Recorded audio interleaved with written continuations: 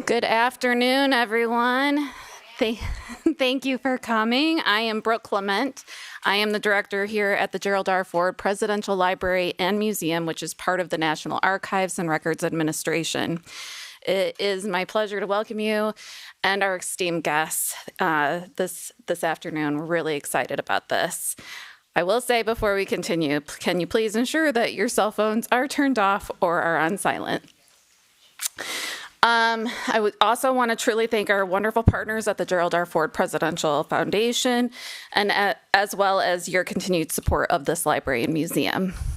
Now, I have the pleasure to introduce the video of Dr. Colleen Shogan, 11th Archivist of the United States.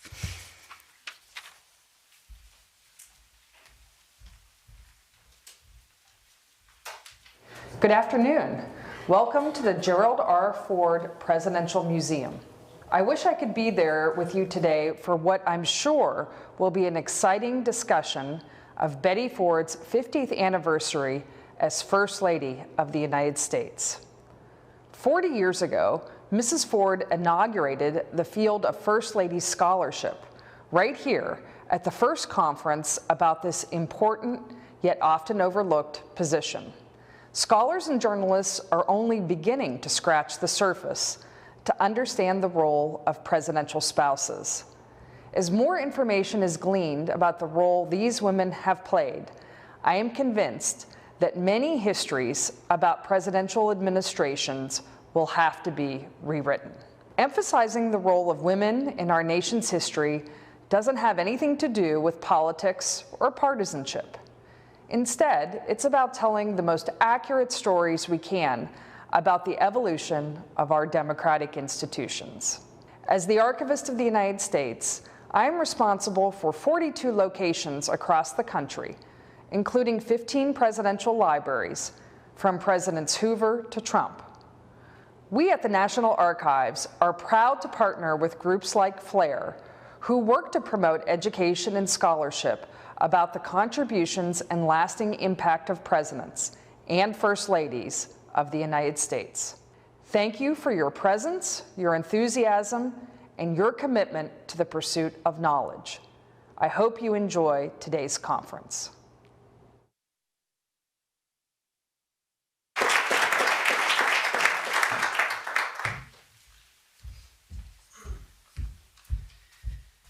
Well, Colleen used the term in the subjunctive, she hopes you enjoy today's conference. How many of you were at the lunch with us? Show of hands. Did you not enjoy the conference there? What a start we had. Well, this is a remarkable day for our foundation, for our library and museum, the National Archives, our partners at FLAIR. I hope you noticed something. When you came into this building, you saw literally written into the walls, the columns of this building, the virtues that are attributed to President Ford. Team player, integrity, candor, the ability to listen.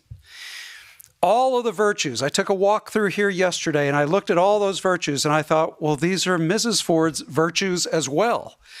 And that's the beautiful thing about this facility. This building that has stood here for 43 years, educating this community and visitors from all over the world about an extraordinary couple. So it's really a privilege for me to be a part of this really civilizational mission to improve our society, our politics, our culture, and is so needed now. But to do anything like that, you have to have a good partnership. And we've had a great partnership with FLAIR. I'm looking at the leadership at FLAIR, and I'm thinking back at our initial planning in Washington, D.C. several months back when we were just dreaming of what this day would look like. And it's more than fulfilled our expectations. In the planning, getting to know the speakers who are going to be taking the stage here shortly, it really will be an honor to listen to people who are part of the family, Susan Ford Bales. It's going to be an honor to listen to the practitioners, Anita McBride, who's been there. It's going to be an honor to listen to the people who are the academicians who've studied the First Lady. It takes all of us to understand this extraordinary office, and it's going to take all of us to understand an extraordinary First Lady in Betty Ford. By my count, the 44th First Lady. But as I mentioned across the street, what is so extraordinary is this this wonderful survey that I just ran into by a reputable group saying that of all the first ladies in the last 60 years, she ranks number one. We have a lot to learn from her. So I hope you enjoy today. I'm delighted that you've joined us. I'm going to learn a lot, and it is now my privilege to introduce Nancy Keegan-Smith. She is the president of FLAIR, the First Ladies Association for Research and Education. Nancy is also somebody to talk about a practitioner. She was in the National Archives for 44 years working with the White House. So she's been there, done that. She really understands the room where it happened. Nancy, please join us. Please give her a hand.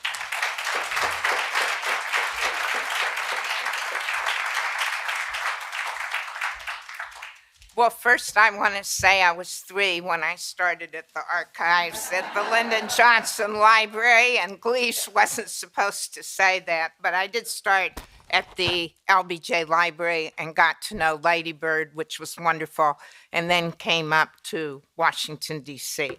I want to welcome everyone here today on behalf of the First Ladies Association for Research and Education.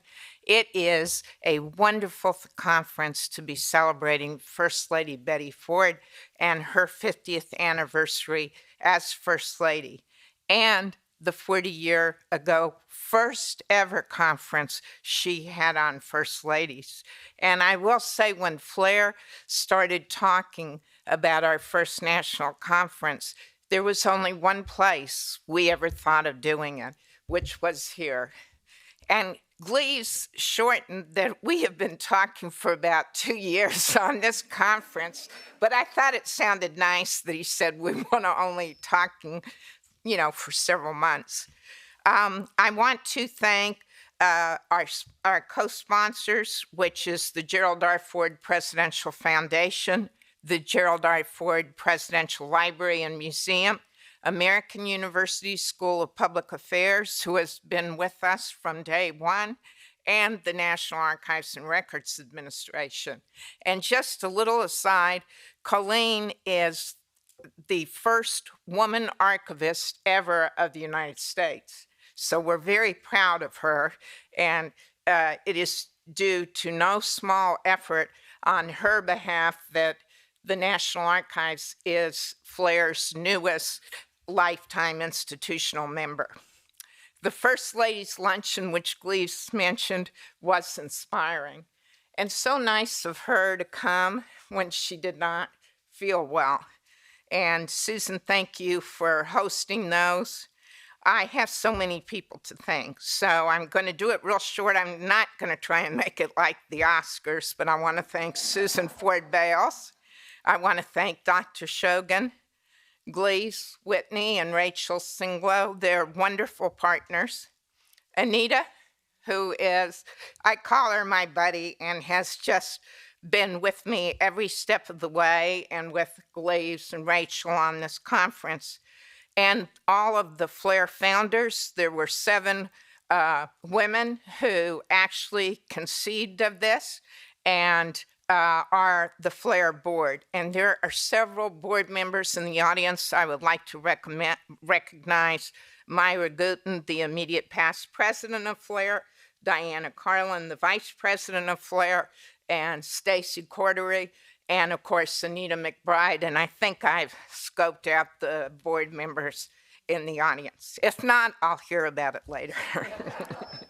In 2019, we all sat around, all these First Lady scholars from different backgrounds, which Gleaves described well, and we thought, the right hand doesn't know what the left hand's doing. A journalist is writing a book, an academician is writing a book. They simply don't coordinate. There's a conference at the presidential libraries. The other group doesn't know about it. And we thought, well, we need to form an association. It's about time. And it is little steps that get us to where we are. We were inspired by the increasing study of First Ladies and by the need for networking. The First Ladies Association for Research and Education became a reality on June 21st, 2021, and it is the first and currently the only association dedicated to the study of the evolving roles, history, and legacies of America's First Ladies, and continuing the work of a pioneer of First Lady studies, Dr. Louis L. Gould. In our 3 years, FLAIR has offered our members so many opportunities. I'm going to give you just a few, and we have FLAIR informational sheets outside the auditorium, right, Cleves? Yes, and we would love you to join. FLAIR welcomes anyone interested in First Ladies. So we've done programs, virtual programs, including on Betty Ford, Nancy Reagan, Abigail Adams, Lady Bird Johnson, Eleanor Roosevelt, Jackie Kennedy, Pat Nixon, to name just a few. Okay, we've done a whole bunch more, many of which have been picked up by C-SPAN. We do social hours, and those are important because people who care about First Ladies, FLAIR members, get together. Sometimes we do a program, sometimes we just let and sit them talk, and you find out really interesting things. Coming soon will be the first edition ever of the Journal of First Ladies Study, our e-journal, which is further promoting research and education about First Ladies. And again, it is the first of its kind. Another benefit of FLAIR is the opportunity to name someone for the prestigious Louis L. Gould Award. Research circles and lists of expert speakers bureau, just a few of the FLAIR offerings. So please, please do think about joining FLAIR. We have a whole level of different memberships.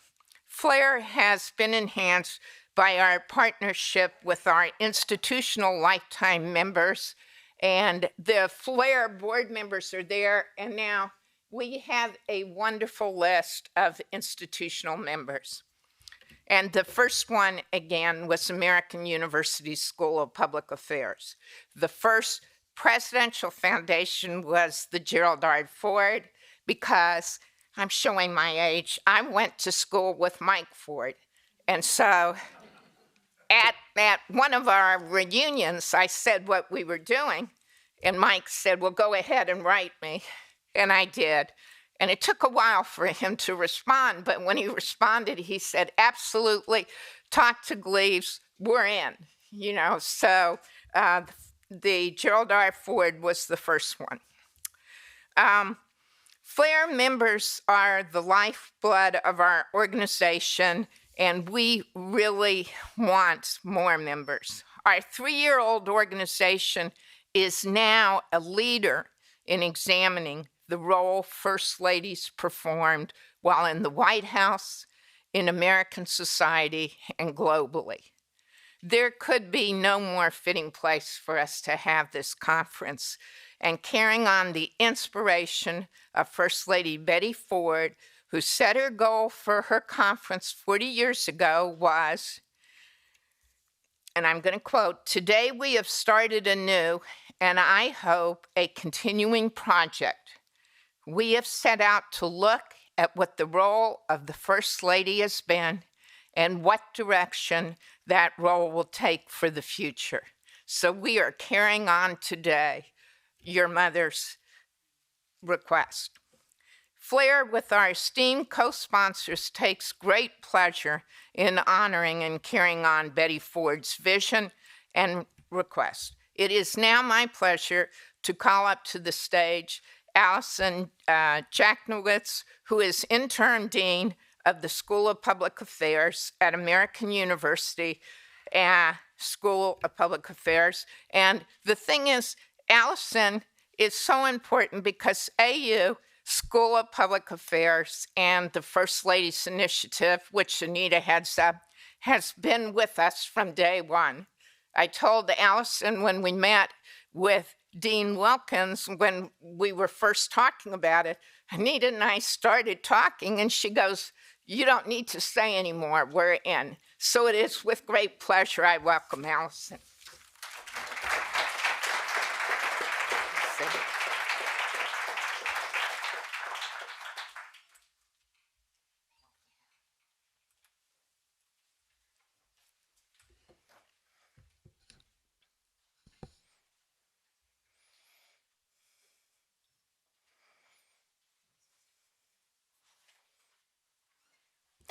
Thank you, Nancy. I'm delighted for the School of Public Affairs at American University to be a partner in today's historic conference at the Gerald Ford Presidential Library and Museum. The School of Public Affairs is celebrating its 90th anniversary this year, and one way we are celebrating is by highlighting key milestones in our history. I thought I would highlight two for you. The first key moment is the creation of our school. In the 1930s, the United States was suffering from the detrimental effects of the Great Depression, leaving 1 in 4 Americans unemployed. President Franklin Delano Roosevelt promised a New Deal to get the nation back to work. But how would the government implement this vast and pioneering legislation? Enter the School of Public Affairs. SBA was created in 1934 to train federal employees to solve complex problems in public affairs. Since then, it has grown to include graduate education, undergraduate education, and certificate degrees. But we continue to solve complex problems today. Another key milestone for SPA is our leadership in the area of First Lady Studies. AU's School of Public Affairs launched its First Ladies Initiative in 2011, and it's the only university in the country with such a program that promotes the legacies of Americans' First Ladies and their many contributions to our country's politics, public policy, and global diplomacy. Since 2011, we have worked in partnership with the National Archives, its presidential libraries and institutions, such as the Library of Congress and the White House Historical Association, to convene experts, such as the panel I am introducing today, to shine light on these important figures in our history. We are also proud of our affiliation with FLAIR, joining as their first partner because Dean Wilkins recognized the importance of an association focused on promoting research and education about First Ladies. We appreciate the leadership of FLAIR helping to organize today's conference that honors First Lady Betty Ford and are proud to be a co-sponsor. I am now honored to introduce the first panel. The participants in our first panel have an extensive background in First Lady scholarship and firsthand knowledge about the challenges and opportunities First Ladies face in this unique role. They will lead off the conference with a discussion on First Lady Betty Ford as a multifaceted leader. You can read our panel's impressive biographies in your program, so please now join me in welcoming to the panel author and journalist Lisa McCubbin-Hill,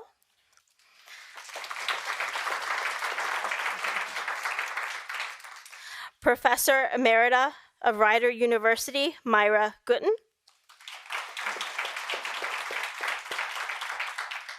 Professor Emerita from St. Louis University, Diana Carlin,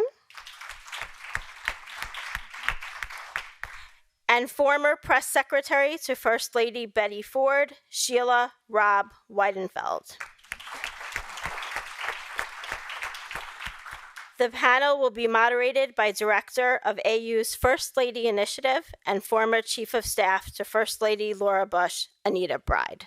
Thank you. Thank you, Allison. Thank you very much, Allison. Hello to everyone. This is an exciting opportunity for all of us to be together and talk about an extraordinary woman in our history who happened to serve as First Lady. I want to ask a question. Who was here in 1984? 1, 2, 3, 4. Well, welcome back.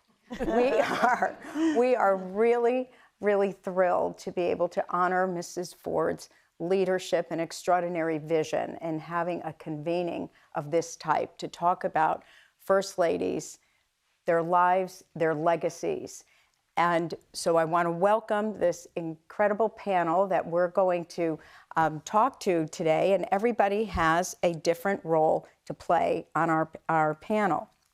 I'm going to start first with Lisa McCubbin, right here to my right, whose book on Betty Ford, First Lady, Woman's Advocate, Survivor, and Trailblazer, really gives us an insight into her background and brings to light also Gerald and Betty Ford's beautiful love story.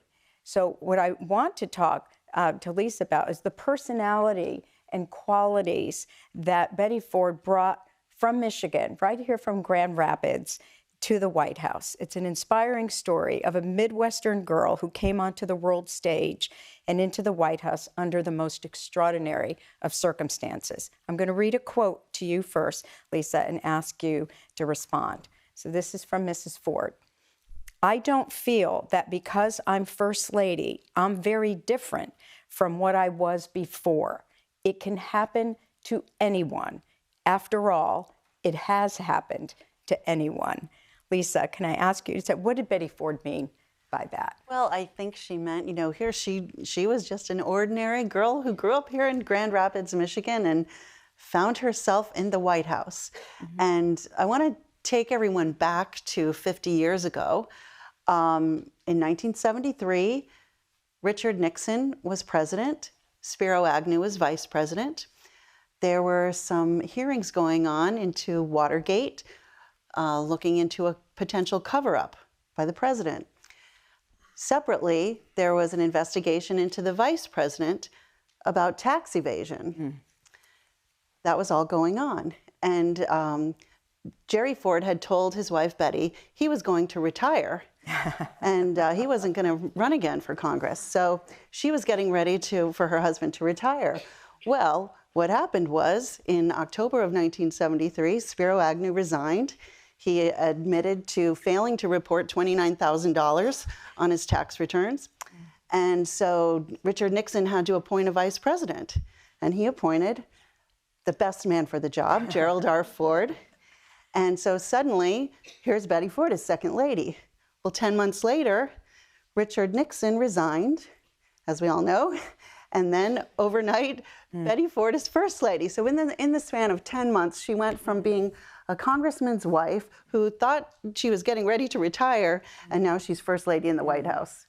That's an extraordinary leap and asking a lot of someone to step into. And so again, I would like if you can give us some insight to her personality, the character traits, the sense of humor, sort of her faith, too, a woman grounded in faith and her spirit, and her childhood and her background. I think any First Lady would say they bring who they are to the position. So talk about how those traits developed and made it possible for her. Betty Ford had two older brothers, and she was sort of a tomboy. And her mother wanted to instill a sense of femininity into her, so she enrolled her in dance lessons here in Grand Rapids at the age of 8. Well, Betty Ford fell in love with dancing, and she took every kind of class available that there was, ballet, tap, Latin dancing. And then she discovered modern dance, and that became her passion. And she followed it as she grew, took every class she could. And at the age of 20, she ended up moving to New York City, and she studied under Martha Graham. And she ended up dancing with Martha Graham's company for a couple of years. She ended up coming back to Grand Rapids and taught dance here. It was a passion that stayed with her throughout her life, and which she then brought to the White House. Right. And that and her, she had a love of fashion. You can see all these pictures, or we saw pictures at the luncheon of her. She just looked fabulous. And so she had this poise and confidence that developed through that. But she also, everybody I spoke to when I wrote the book, nobody had a bad word to say about Betty Ford. They all said she just had this tremendous spirit. She was fun and lively. She was the life of the party. She loved people. And she was very outspoken. So then all of a sudden, when the press started asking her questions when she's in the public eye, she said, well, if somebody asks me a question, I'm going to tell them how I feel.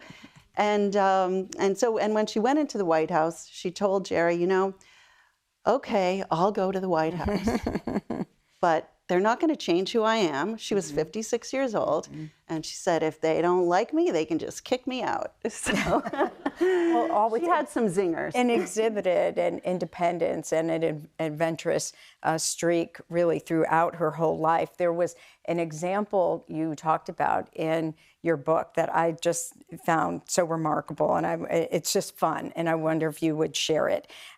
She was 16 years old and went to a gypsy tea leaf reader. So yes, she went to this gypsy tea leaf reader with a couple of friends. And, you know, they put the leaves in the tea, and this lady said to one of her friends, oh, you're going to get married and you'll have 3 children. And then the next one, she said, oh, yes, you'll be, you know, a housewife. And it was all very predictable. And then she looked at Betty and she said, you are going to meet kings and queens and princesses. You are going to have an extraordinary life. And she did. And she did. I love that. I just had to share that. I think that those are fun anecdotes. So she says to her husband, I'm going to be who I am. Very frank and very honest. And it was refreshing. Obviously, it was a time, you know, in the country was reeling from what it was just facing. So I wanted to go to the panelists next to you right now to actually help illustrate one of the remarkable examples of her honesty and her frankness. And I'm going to read a quote to you, Myra, so that you can talk about the topic you're going to discuss today, her going public with breast cancer. So Betty Ford, and this is very brief, but it says a lot about this extraordinary woman. That's what we're here on the earth for, to help others. So how did Betty Ford influence and help others? Well, Betty Ford came to the White House in the fall of the end of the summer of 1974. Things were wonderful. Life was opening up at the White House. And Mrs. Ford went to Bethesda National Medical Center for a regular checkup, and it was found that she had breast cancer. Her surgery was done 2 days later, and she felt right from the beginning that she was going to go public with it. I had the honor of interviewing her many years ago now. Also, like Nancy, I was 3 years old at the time. But I asked her, almost my first question was, Mrs. Ford, why did you go public? Because that was extraordinary for a first lady. First ladies just did not talk about their health. And it had only been 3 years since the publication of the revolutionary book, Our Bodies, Ourselves. But if you talk to health historians, they will tell you in many cases, it was Betty Ford who kicked off the real interest in women's health. At any rate, she said to me something that she said to Morley Safer in an interview that she did with him on 60 Minutes. She said, I thought if I had it, others had it. If I said nothing, their lives would be gone. So I think that is really plays to the quote that Anita read, that she felt that she could use that White House podium to do so much good. And we know that she saved thousands of lives because thousands of women and men went for what was then the available cancer detection services. When I was doing my research, and I'm sure that Lisa found this as well, I was shocked to find that mammography was such a new technology at the time. So there were all of a sudden men and women who were requesting that, who were asking for information about breast self-examination. Her impact there was revolutionary, extraordinary, unprecedented, and later also helped to put her in really a prime position to then become a voice for interest in research and advocacy for alcoholism and dependence on prescription drugs. So part of the battle or what she was trying to do is fight the fear Right. that people certainly felt and women felt about the disease, and also illustrate the power of the position of First Lady, right? That podium is extraordinary. So the response was remarkable, not only, and she knew, it was told people were going for diagnosis and perhaps even for treatment. But what about the response that came into the White House? Was she surprised about that? I had read somewhere about the number of cards, letters, flowers. I think she was surprised. There was some concern initially. I've been told at the White House that they weren't sure how a first lady who had cancer was going to play. Remember, it's 1973, a much different time. And as Gleaves mentioned earlier today, people didn't talk about cancer, or they spoke about it behind their hands because there was so much fear. But Mrs. Ford really had nothing to be concerned about. She received 55,000 letters, telegrams, gifts, religious symbols. An Office of Cancer Communication was created to try to deal with this deluge of encouragement and good feeling for Mrs. Ford. That followed her through the White House and after the White House. But it was an extraordinary response to an extraordinary disclosure. Well, one of those letters is something we'd like to share with you, if we can put it up on the screen. And actually, I'll read the note, because at the end of the day, remember, she was First Lady, but she was also a wife and a mother. She had a family, and they felt the tremendous pain of this diagnosis. So this letter, it's a little hard to read your dad's writing, so I asked for it to be printed so I could read it. Dearest Mom, no written words can adequately express our deep, deep love. We know how great you are, and we, the children and Dad, will try to be as strong as you. Our faith in you and God will sustain us. Our total love for you is everlasting. We will be at your side with our love for a wonderful mom. XXXX, Jerry. It's just really beautiful. And the other thing I learned, and it might have been from your book or the article you wrote for the Wiley Companion, is that when Mrs. Ford was diagnosed, she was not told first. That's right. Right? The president was told first. Can you, either one of you, so Myra, you want to speak to that first? Oh, sure. Well, Mrs. Ford had gotten to Bethesda, and she had been examined, and she left Bethesda without knowing that the doctors were concerned about her. Later in the day, the White House physician, Dr. Lukash, and Dr. Richard Thistlethwaite, I believe, of one of the D.C. schools, School of Medicine, got together with the president to tell him about Betty Ford's diagnosis, but Mrs. Ford still did not know about it. She was then invited into the meeting, and they told her what had been found. Well, and also when they said, we need to go in and, do some surgery to see what it is. They didn't know exactly that if it was cancer. So when she went into the hospital, they said, while we're in there, if it is cancer, we're going to remove your breast. So when she went into the hospital, she did not know if she was going to wake up without a breast. I mean, terrifying. Extraordinary. Terrifying. And again, face that fear so others would be less fearful. So Diana, I'd like to ask you next. Again, so Myra has elevated our understanding of how extraordinary this was, to be frank and honest on this very personal topic. There were also policy topics of which Mrs. Ford was very vocal. And one of those, of course, is the ERA. And this is how I'd like to start my conversation with you and have you take it from there. So in 1990, Lisa Tobin, who is archivist at the Gerald Ford Library at the time, wrote an article for Presidential Studies Quarterly, and this is how she described Betty Ford, a woman for women.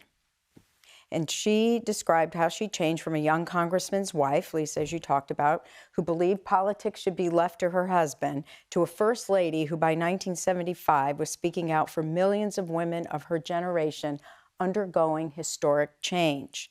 And for that, Time magazine named her Woman of the Year in 1975. And one way she certainly symbolized that change was her support for the ERA. So this is the quote I'm going to read to you, and then you take it from there. I believe the Equal Rights Amendment is a necessity of life for all citizens. The cabinet sometimes felt I shouldn't be so outspoken. So why was her outspokenness so important but so controversial at the time? Well, and here she is. Good. Well, I think you have to think about a couple things that have already been said. Those tea leaves that were read, or her two friends, were pretty much the trajectory for most women of her age, my mother's age. You know, you gave up your career when you got married. My mother had to drop out of nursing school when she got engaged to my father because you couldn't be married in Kansas and be a nurse or a teacher. And so, you know, that was that generation. And then you get to 1975, and we've had what we call the second wave of feminism.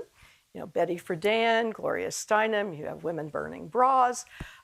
Those of us in college began to see that women were being admitted to med school, law school, but we didn't have an amendment that made it clear that we had the same rights. So Mrs. Ford had challenges on a couple levels. One, just societal, that, you know, she's bucking a trend. She is part of an earlier age, you know, women her daughter's age, my age, you know, we're bucking this trend. We're looking at doing something else. And she was extremely supportive of that.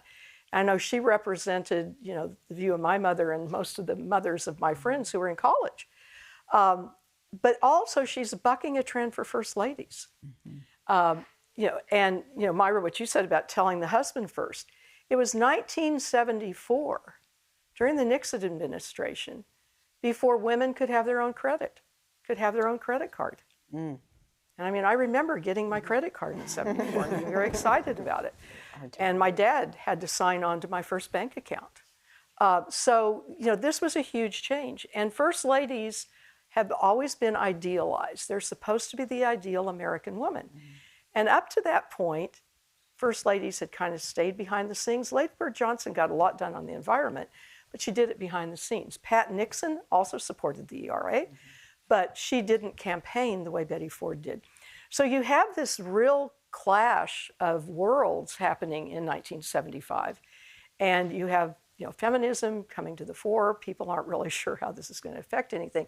But you also have not had first ladies, other than Eleanor Roosevelt. Now we've had a little gap between her and Betty Ford, who've really been political. And, you know, one of the things we say about first ladies is that they're mirrors of their times, which she was on many levels, but they're also leaders. And I think if anyone was a leader at that time, she was the perfect woman because she had had a career, she stepped back, she'd had that attitude, but then she saw this platform and, you know, having a daughter of her own and looking at other young women that age, that somebody had to be a spokesperson, and she understood that. And if the cabinet was upset, it's likely because when the first lady's doing something like what she was doing, which was to install a phone in the private quarters, so she was not using government money, she paid for the phone line. I think we have a picture of it. Yeah, of her making phone calls. The cabinet didn't think that she should be doing this because it reflected on the president. Obviously, he was letting her do it. She's installed the phone. So then this is the president supporting the ERA. And so, you know, Betty Ford really took the role of first lady much farther as a result of that, and really showed once again that this is, you know, a partnership. And so there were a lot of things that she really did, and it was very, very much an important moment in the history of the First Lady position. Well, one of those moments was the speech she gave in Ohio and Cleveland in 1975, the speech at the International Women's Year Congress that outlined some of the women's challenges that the ERA was intended to correct. So can you talk a little bit about some of the major points of that speech? Yes, this is a speech. I did a program for the White House Historical Association last night for History Happy Hour on 4 First Lady speeches that made the list of the top 100 political speeches of the 20th century. And I was asked what was left out, and this was the first speech I mentioned, her 1975 speech, because she's talking during International Year of the Woman, and she's talking about the ERA, but she's also talking about the role of First Lady. So let me read you a couple things she said. But my own support of the Equal Rights Amendment has shown what happens when a definition of proper behavior, the expected, collides with the right of an individual to personal opinions. I do not believe that being First Lady should prevent me from expressing my views. I spoke out on this important issue because of my deep personal convictions. Why should my husband's job or yours prevent us from being ourselves? There's that authenticity again. Being ladylike does not require silence. And, it's just, absolutely. So, go Betty. Yeah. Thank you, Diana. Sheila, actually, that takes me to you because in your book, you talk about that speech and you describe it as the right speech at the right time in the right place. So I want you to address that, but I want to go back just a little bit earlier when you were not yet with Mrs. Ford, and this is just 26 days after becoming First Lady, she held a press conference in front of 150 reporters where she called for the ERA. In fact, one of the toughest members of the White House press corps at the time, Helen Thomas, described it as that she enchanted reporters from the outset with her frankness and her strong stand on controversial subjects. So I'd like to ask you about this quote from Mrs. Ford. I'll do press conferences as long as I feel the press has anything to ask of interest. Can you, as someone who came from the media, how did you feel about that? Well, first of all, it should be understood I did not know Mrs. Ford before I came in. Right. So I had really no idea, other than the fact that I got my cues from how she handled that incredible press conference in terms of when she dealt with her own breast cancer. And not to mention the fact that she talked about, before she met Gerald Ford, and talked about being a divorcee, and she had this amazing creative background, which I thought, wow, this is really something. So, but that was really all I knew about her, but that's why I thought this is going to be quite a woman to work with. But the one thing I didn't know, which did bother me, so I go back to this quote in a very funny way, I guess, is that, and this came out much later, after she left the White House, and that was that she did have a problem with alcohol and she did have a problem with prescribed drugs. And when I went in, I just had no sense really of those moments. There were many cancellations.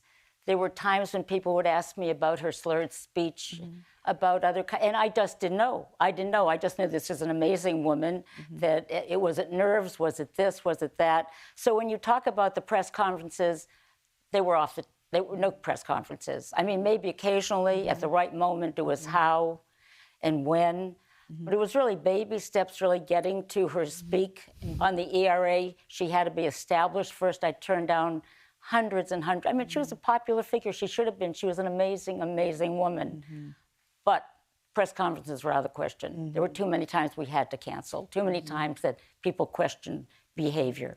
So, and at that time, just like with the breast cancer, nobody really had any real sense of prescribed drugs, how they'd affected. Doctors prescribed without thinking about it. So there were a lot of women at home, and we used to talk about the Valium problems they had. You know, they're bored, they had nothing to do. Anyway, so sort of, when I talk about these baby steps, first in terms of the ERA, what a beautiful way to do it. She was amazing on the telephone. She knew how to talk. She was terrific with words. I love the way she put thoughts together. To give you an example, you know, this abortion issue is front forward, but she never said she believed or didn't believe in it. She said, take it out of the backwoods and put it in the hospitals where it belongs. I mean, she just was great. Even talking about liberated women, that if you're content and happy with yourself, you're a liberated woman. I mean, she talked to people. When, authenticity, that was it. Candor, that was it. We had to be careful, very careful. And when it came to the ERA, and I'm sure I'm not even answering your question. No, you are. Oh, well, good. I'm all over You're the a place. communicator, too. Hardly. But at any rate, so we had to be really, really careful about this. And sometimes we got into a little bit of trouble with it. But so can I ask a follow-up to that? So if the press conferences were not the method of choice to get her message out, did she see reporters with regularity, or how else did you do it? Every reporter asked every day. There was a war between Helen Thomas, UPN, and Fran Lewin screaming, screaming, how can I not do it? And Barbara Walters, 2 weeks before I started, but I walked and I wanted to interview all of the press secretaries, former press secretaries. So I spoke with Helen Smith, who was Mrs. Nixon. And I was always disturbed that when I was producing a show there and tried to get Mrs. Nixon on, because I thought she could humanize the president, Nixon. That would be a good thing. And I thought press secretaries did nothing. I just had no idea except say no. But this was, as everybody's pointed out, a really rough period in the life of us at that time. And we needed somebody, and they were there to soothe the wounds, So I get lost in my thought. I can go anywhere with this because it was one of those things where we really had to be very careful and where she spoke and make sure that we had, for example, I know where I was going with this. I came into the White House office talking with Helen Smith, Mrs. Nixon's press secretary, and first call I got, she handed the phone to me, was from Barbara Walters. She wasn't ready for Barbara Walters at that time at all. I knew when she was ready, and even then I knew she had to have the best interviewer around, and that was 60 Minutes. So it took almost a year for that to happen. Barbara Walters didn't get hers until we were out of, we had actually lost the election. Yeah, here's a picture of your 60 Minutes. Yeah, it was fabulous, and I guess we'll get to that later because that was quite a performance on her part. We can certainly go to it right now. This is on the first anniversary of the Ford administration. Around that time, right? She agrees to do this, and as you said, you came from television. You thought this was the best produced this was the most, show on TV. It was the best show. I'm out of TV talk, so I just had the utmost admiration for Don Hewitt and Morley Safer and that whole group, but she had to be ready. And I had to know that she was in good shape. So at any rate, the day came, and everybody arrived. When I say everybody, the networks, the crews, and Don Hewitt, and everybody that was associated with the show arrived early. And I went to see Mrs. Ford, who was having her hair done, and all of a sudden she told me she's not doing it. She said, Jack will do it. I said, what? Everybody's there. They arrived at 6:30. And I said, no, you're doing it. They don't want Jack. They want you. And she said, I can't do it. I'm not going to do it. I'm not going to do it. You're going to cancel it. And so trying to convince her, I left. And a few moments later, they called and said, okay, she's going to do it. And again, I didn't talk about the mood. You never knew that was the problem. But she was terrific. But that was the medications and stuff that we learned much later. So she just transformed herself, and she was remarkable. So we did that. Can I give you the full story? I'll try. My husband says I should try to be brief, but That's okay. Then we're going to give your other time to everyone else. Go ahead. Go ahead. So anyway, it was great, brilliant. I looked at the transcript, loved the transcript. Was really excited when we were all in Vail. We went to Vail, and it happened to, by the way, to have been my anniversary. My husband came in just in time for it, and I was so excited. It was terrific, and the reaction to the 60 Minutes show on the air was great. But then the newspapers had their interpretation afterwards. Yeah, sure. And basically one of them, for example, said Betty Ford wouldn't mind if her daughter had an affair. And then there was another one that said she wouldn't be jolted if she had an affair. So da-da-da-da-da-da. And then the tides turned and everybody was upset, the public I refer to, as was Ron Nesson, who was the president's press secretary, who started yelling and screaming at me on the telephone. And I mean, I really didn't know what to do because I thought it was my fault. What am I going to do about this? And this went on for a while, and then the president left Vail, and Betty Ford stayed on. And I had decided that the only answer to this would be to write the perfect letter that explained that this was hypothetical, that she loved her. She loved, a parent should communicate with their child. And there was one other point, but at any rate, the letter was written. Betty Ford, I showed it to her. She had a friend of hers, Billy Zioli, the Reverend Billy Zioli, look at it. He added something.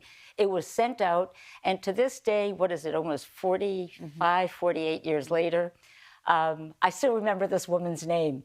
Lorna Chevalier from Texas got the letter. She went to Associated Press. It was published everywhere in the world, and then the mail started to come in, and everything was positive again. So it was one of those great moments. The tide turned. It was. It was really. And by the way, the last thing on the ERA, which was interesting as well, it came from the hinterlands again. We never put out a press release. I didn't think we had to. Her calling the people who received the calls, who weren't necessarily in favor of ERA, but were so excited. Even Barry Goldwater got a call from her.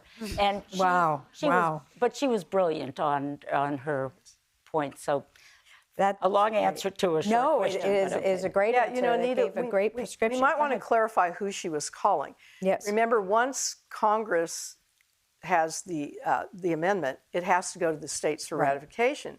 So she had to call members of state legislatures. So those phone calls were being made into the states that had not voted yet for the ERA. So like you said, a lot of them were opposed. It was a little like what had to happen with the 19th Amendment.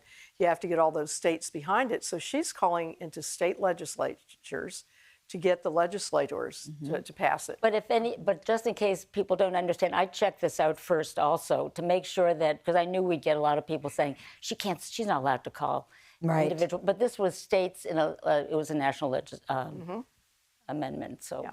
Yes, Myra. I just want to add something. Actually, this is a postscript to the 60 Minutes interview, and really shows you such a nice side of Mrs. Ford. Morley Safer had asked for an autographed photo of Mrs. Ford after the 60 Minutes interview, and she did send him the photograph and said, "For Morley, for all the questions you didn't ask, thanks." I thought that was wonderful. That just thought that was wonderful. Again, the personality, the spirit, and really one of my favorite photos of Mrs. Ford is one that's on the cover of your book. And I'm wondering if we could show that, because that shows her spirit and personality as well. And talk about, we all know the famous one for standing on the table was alluded to, I think, in Gleave's remarks of her dancing. But this Zen, wonderful photo, can you tell us why you used that and a little bit about it? Well, I know Susan has never liked this photo. I love it. Had a little battle about that.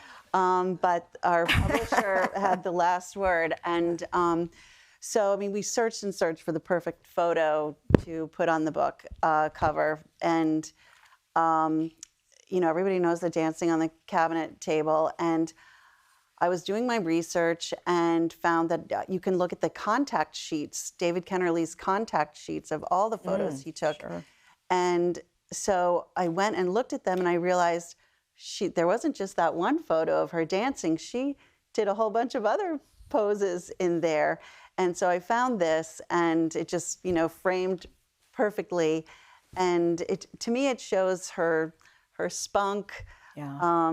It's just, and then we had it colorized for the book, which David Kennerly allowed us to do. But the way that happened was, it was the last day before they were about to move out of the White House, January 19th, 1977. And she was going around saying goodbye to all the staff. And David Kennerly was with her with 3 cameras around his neck. And, it was very sad, but she was ready to go. She was, I think, holding everybody else up. And, the rest of the family was sad. She said, "It's okay. We've had a good time here."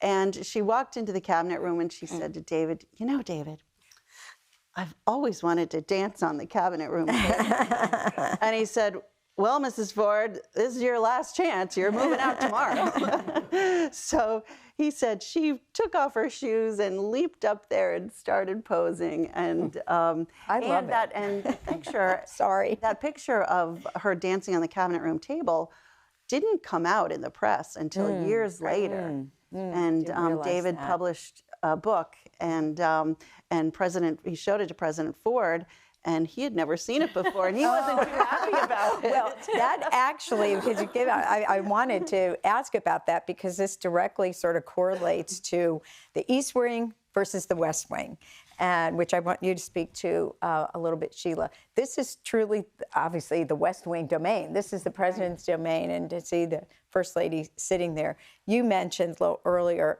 about Ron Nessen, the president's press secretary, not being happy with the immediate response to the 60 Minutes interview. And at least I know from my experience of being in the White House, you never want the First Lady to be the distracting story, right? It's hard. It doesn't go over well with the West Wing.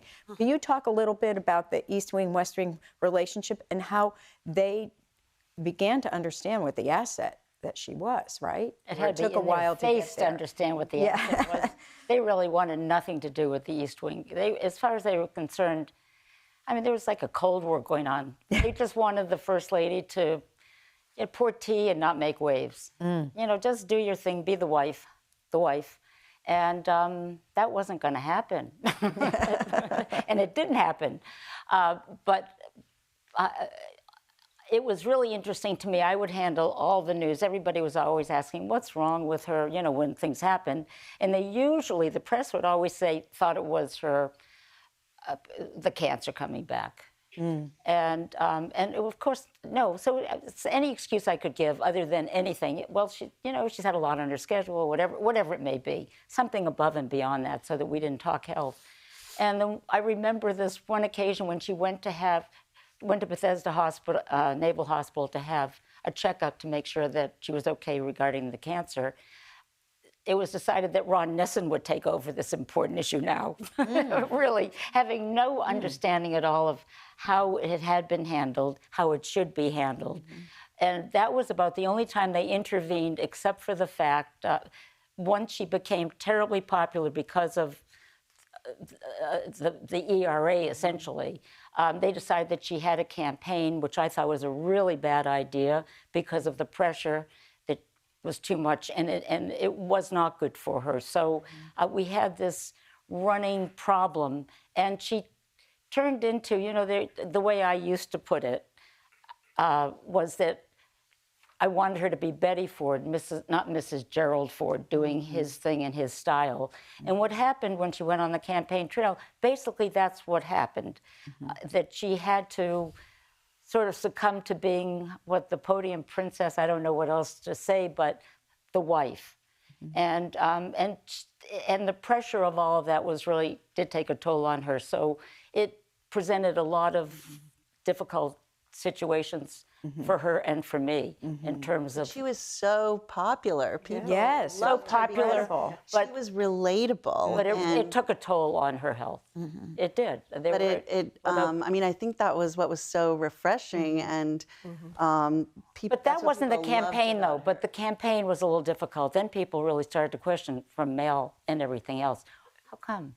You know, one of the things that was interesting was how somebody turned that on its head with being the wife, with the buttons, vote for Betty's husband. Yeah. You remember those buttons? Yes. Yeah, and so I love that because that really flipped it. And even Betty for president. Yeah, Betty for president. Do you have those in the library? Are they part? Okay. Good. But I'd also love to throw out one other way in which, so how did we do this? Why did everybody think that you can be great in office publicly, and then all of a sudden you go out and you announce that you've got these problems? And so the question is, how do you balance those two? Well, she did not do all these press conferences, but she did do things that got her out there. For example, I think some of you, when I look at the audience and see you're of age to remember citizen band radios, where you could talk to truckers and anybody from your car. She was terrific on that, and she learned the lingo, which was really... Oh, my God. Yeah. The Smokies were her, her Secret Service. First Mama? Yeah. That was her First Mama, yeah. First Mama. Yeah. There was a little contest, and by the way, I won on that one, on what her handle would be. But it really, it was wonderful. I mean, these people who would never have had an opportunity to talk with a First Lady were Right. talking to her. So So she was willing to do things She like loved that. Go on Well, television. yeah, but Didn't she she go on some television shows too? she or- did Mary Tyler Moore. Mary Tyler Moore. Yep. Yeah, which was a popular show Which very- at the time. And did she like that? She loved it. I changed a thing or two around. I mean, you know, I'm out of TV. Yeah, yeah, I get a little bit exactly. of that. So Diana, I'd like to ask you, with all these things that Mrs. Ford has done, again, we've spoken to the fact what a trailblazer that she was. How did her example help open the doors for first ladies that came after her? Yeah. Definitely, she made it possible then for Rosalind Carter to be as active as she was on mental health, to go testify before Congress. Eleanor Roosevelt was the only first lady who'd ever done that before. And like I said, other first ladies had worked behind the scenes. And so she really opened that door and I think cemented that notion that other first ladies had had, that it's okay. You don't have to be silent anymore. Mm-hmm. You can take on an issue. You can go before Congress. You can be the honorary chair of a commission. And, previously, if you look at the history of other women's issues, suffrage, there were women who supported suffrage. Susan B. Anthony met with Julia Grant and some other first ladies, but they didn't dare do anything publicly. Mm-hmm. And Betty Ford, it was fine now to speak on the ERA, to make phone calls, to be out there and to show a way to handle the criticism. And so I think she did pave the way for women to be a lot more active and to show that silence wasn't necessary and what your husband's job was.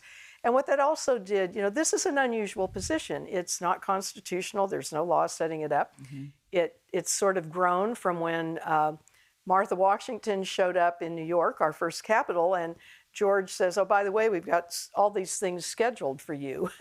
And he made it clear this was a partnership because the president's also head of state, which is all the ceremonial piece. Right. And so, that was sort of where they had been, that was their niche. And so Betty also took the fact that she had been a housewife. She could speak for all women. And I think that was important because she had stepped back, but she'd had a career. She's looking forward. And so she's taking advantage of what's going on socially. And I think that once again gave other first ladies an opportunity to look at what was going on socially and how do you develop your issue, your niche out of what's happening in society and how your unique role. Because these, when I teach a class on first ladies and they start reading, they go, they're like normal families. They have kids with issues and they've had, their husbands have had health issues and they're like real people. And I think that was one of the things she really showed too. I think a lot of our other first ladies have been able to show that kind of vulnerability as a result. Right. Yes, Sheila. I just didn't quite finish, and forgive me for answering the question about the East Wing versus the West Wing. Okay. Because a lot of it was the definition of turf. And there's been no definition to the East Wing for sure. So my idea was they stood for the head, we stood for the heart. They were policy, we were the compassion, we were the ones. But it was so interesting because I started with the staff. I mean, it was almost the entire time I was doing, and listen to how popular she was. You can imagine the press coming in. I had 3 people, including me, to handle all of this. I had no tools of the trade. I didn't know what was going on in the news. They wouldn't give me wire services, AP or UPI, which were everywhere. There were just all of these things to try to get things done that just made no sense. They didn't understand it. Well, if so-and-so doesn't have it on the West Side, you certainly don't need to have it, kind of thing. So I think, Anita, when you came in, a lot of this had been rectified. Yes, definitely. Size of staff had been... Huge, almost, yes, too much, but yes. But that's true. Well, that's true. I think that is true, yeah. And that is a tension, always, between East Wing and West Wing. Again, the First Lady's not the constitutional authority. We all have said that here. So how do we get this done? Right. I found out pretty early, you don't tell anybody on the West Wing what you're doing. And you do it, and that went for 60 minutes as well, until the day it was aired, so. Well, that's pretty extraordinary. Yeah. Well, then anybody who has worked in the East Wing, does understand it is the heart of the building, no doubt about it. And you do have this wonderful balance of being able to work on important issues that really do matter, but also be the caretaker of the White House and preside over remarkable things like the bicentennial, which you're there for. And of course, we have wonderful memories of the Fords opening up the White House to Queen Elizabeth and celebrating this remarkable birthday, which, by the way, the country's going to be celebrating its 250th in 2 more years. So I hope that it is every bit as celebratory as it was back then. Lisa, if I could go back to you a little bit too on some of the other things that you uncovered in the research for your book that you want people to know about Betty Ford and her background and spirit and personality. Well, I just, when I first was given this opportunity to write the book, my editor at Simon & Schuster actually came to me with the idea, and I really didn't know anything about Betty Ford. And my husband was a Secret Service agent, and he actually was there during the Ford administration. And he said, "Oh my God, yes, Betty Ford was an amazing woman. You have to write this book." And so, I thought, okay, let's see. So the first person I wrote to was Susan Ford, and she didn't know me. And we set up a meeting. And from that meeting, I fell in love with Susan first because she was so open. She has her mother's openness and candor and down-to-earth personality. And I just fell in love with Betty Ford. And every person I spoke to gave me sort of a different piece of her. I think she was just so refreshing to the American people. And people have said that Gerald Ford was the right president at the right time, and he really was all about healing the nation. And Betty Ford realized that the time that we were in and how that was important to be open and honest and have that candor with the American people. She realized then after the breast cancer that all that reaction that she got, suddenly she had this platform, and that was empowering to her. So she had this voice, and she wanted to use it for things that were important to her. She had, growing up here in Grand Rapids, she had, a really nice childhood, but her father died when she was 16. He committed suicide. So her mother now had to work. She hadn't had to work before. There wasn't money, and her mother went out and got a real estate license and started supporting the family. So that was inspirational to Betty, that, okay, you don't have to rely on a man. You can do this yourself. And then Betty got married to a man before Gerald Ford, Bill Warren. It turned out not to be a good marriage. And at that time in the 40s, divorce was really taboo as well. And it took courage for her to get divorced. And she just had enough confidence in herself to do what she needed to do. She swore she wasn't going to get married again, and then Jerry Ford swept her off her feet. And in my book, I do talk about their tremendous love story. Just they really had such a beautiful love story and have a beautiful family. Loved their family so much. It's a wonderful description of her. And Sheila, you didn't know Mrs. Ford either when you were interviewed for the position, right? And then you describe in your book, you saw her press conference on, or so that she went public with breast cancer. And you said, this is a gutsy woman. I think I'd like to work for her. Absolutely. And she stayed that way. I mean, it was just a matter, again, of her having to dealing with health problems. And how do we do that? Because she was the perfect person for the times. And it was also a time when, as I said earlier, when people didn't understand prescribed drugs. And if we had talked about it then, it's not that I lied or covered up anything. It was just that we had to figure out how and when. What was the right time? What was the right moment? Of course, when you do something like the ERA in Cleveland for that International Women, you think everything's in order. Everything was. But if you go over her agenda, you will see there are very, very few interviews that she did. A lot of what she did, as I said, either came out from the hinterlands. She did some major shows that were really important. Barbara Walters, at the end, I happened not to have... So one time I wasn't around because there were other things going on. She was doing a tour of the east of the living quarters, and something was going on up there that I had to deal with.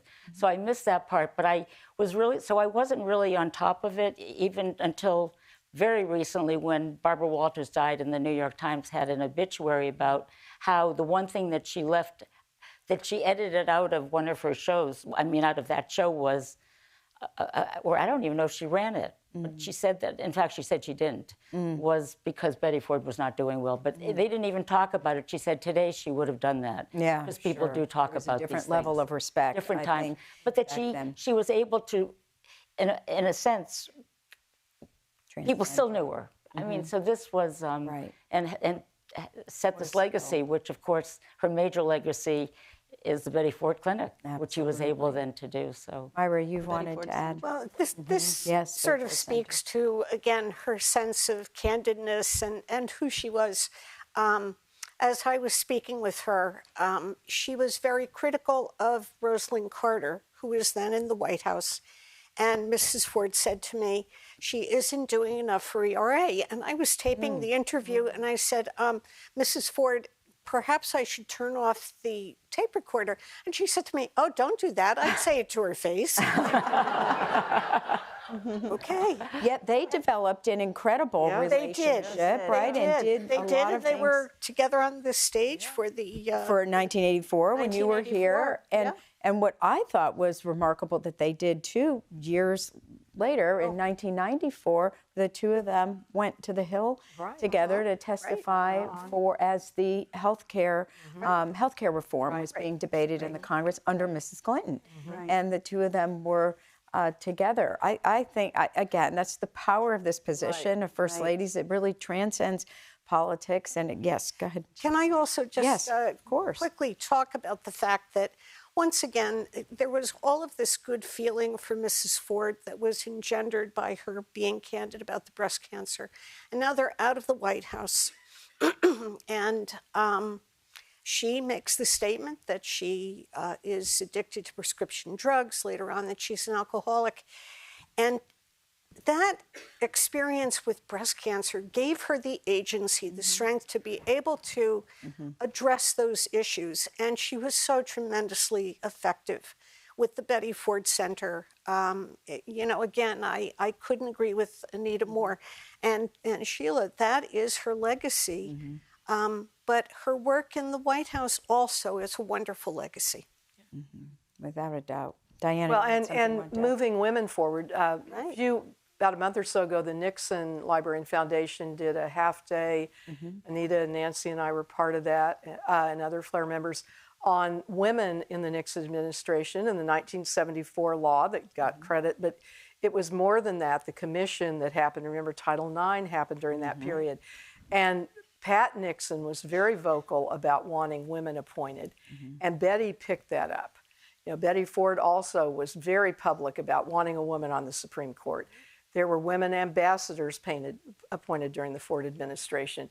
So, she took that and ran with it too. And once again, I think it goes back to what she said in Cleveland and why she was supporting. She wanted women of all types to be able to do what they wanted to do. And in the speech, she also talked about the fact that we needed to remove the word just from in front of housewife. Yes, that was important. You are not just. That is a career in and of itself.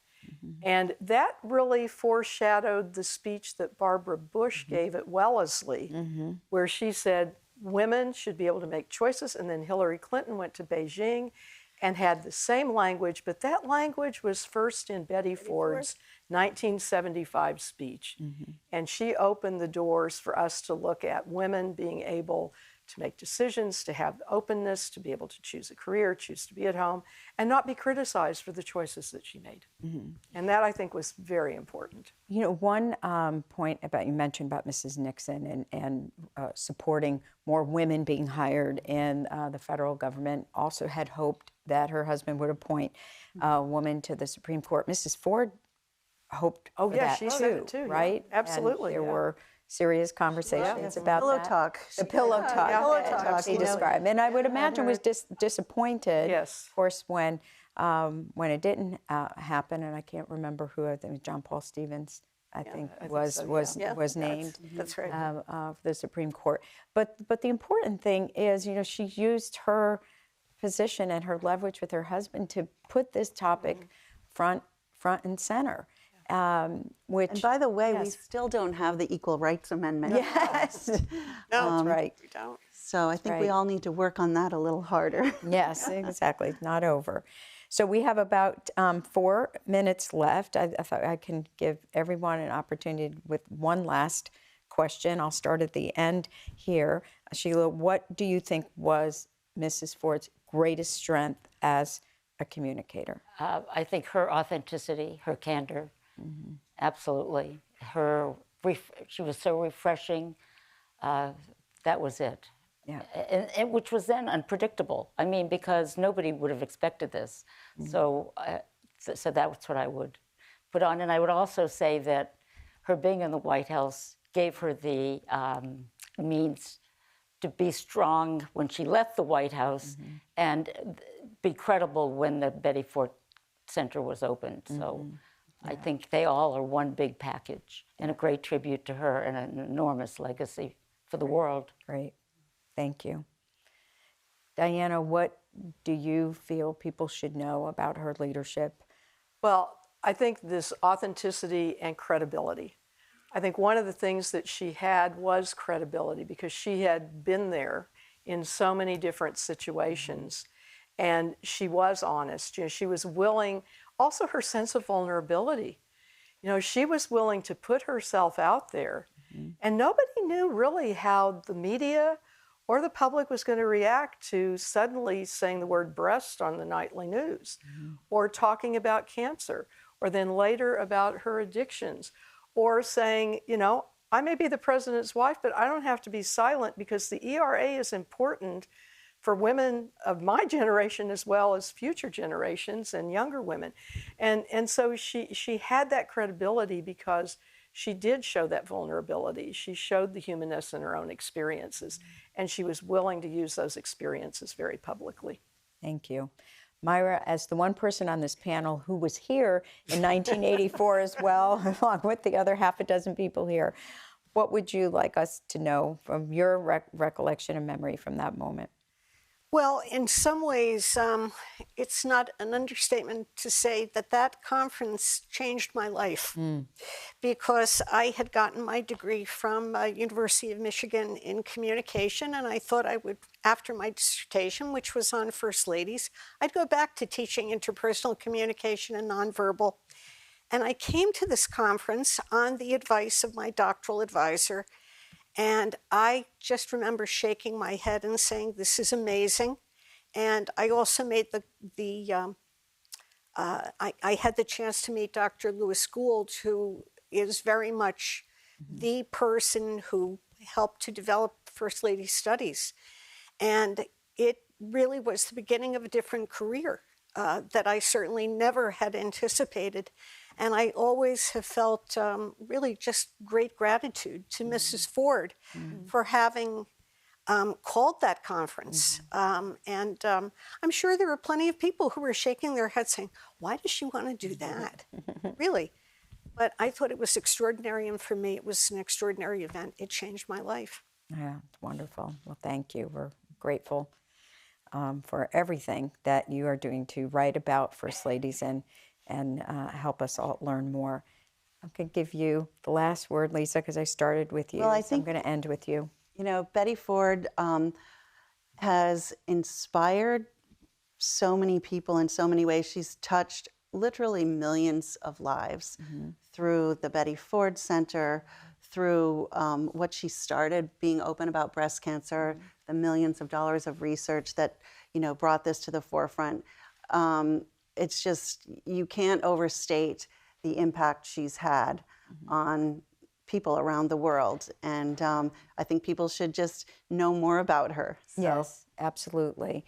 And I think this panel has been so excellent today. You all for 4 people. It's hard to stay on time. We are on time within 2 seconds. I mean, this was extraordinary. Hope you all enjoyed it, learned a lot about Betty Ford as a girl from Grand Rapids and rising to the highest, levels of our country and being really an example of leadership, strength, resilience, and love, and not only at home, but around the world. So that concludes our first panel. And first of all, I want to thank you very much. Thank you. Thank you. This is great. And thank you. It's excellent. That was a terrific panel to start us off with, and we're gonna go right into our panel 2 where we're going to be discussing and looking back on the 1984 conference that Mrs. Ford convened right here, discussing the private lives and public duties of First Ladies. And joining me on stage are Nancy Keegan-Smith, Stacy Cordery, and Susan Ford Bales. Nancy, we've already heard your biography, but Stacy is a history professor who has had a long scholarly interest in First Ladies, so much so that she now teaches a course on the subject at Iowa State University. She's a Flair board member and has also served as a bibliographer for the National First Ladies Library, and she has a new book on Elizabeth Arden coming out this fall. And then Susan Ford Bales really needs little introduction, but just, What about Greg Ford? Well, yeah, there we go. Gotcha. But as we know, Susan was here in 1984 with her mother for the First Ladies Conference. She helped her mother launch the National Breast Cancer Awareness Month. She's since served as a national spokesperson for breast cancer awareness, and she currently serves on the board of the directors of the Hazelden Betty Ford Foundation. So, welcome to my panelists here, and we're actually just going to go ahead and get started with Nancy, who has some incredible audiovisual work. I do want to note the terrific work of the archival staff at the Gerald R. Ford Presidential Library, many of whom are here now. They located this footage in our archives and digitized it so that we can make it available today. Their work is the epitome of what Liz Carpenter said at this conference in 1984. When she said, "I really think these presidential libraries that have the papers of First Ladies and the women in their administrations really have a gold mine, because the story of the American woman in or out of the White House has been very undercovered." And with that, I'm going to turn it to Nancy. Before I go to the podium, I just want to say, Brooke and Geyer and Elizabeth, when I first mentioned this to Geyer, the audiovisual for the conference was not in a permanent state of preservation. So it had to be sent back to the Washington National Archives lab. And that was 40 years later, it was just sitting there. First we had to find it, then we found it, and then it was preserved. So it's going to be like drum roll, when you see it. But I'm going to set up the conference just a little bit because it was such a special conference.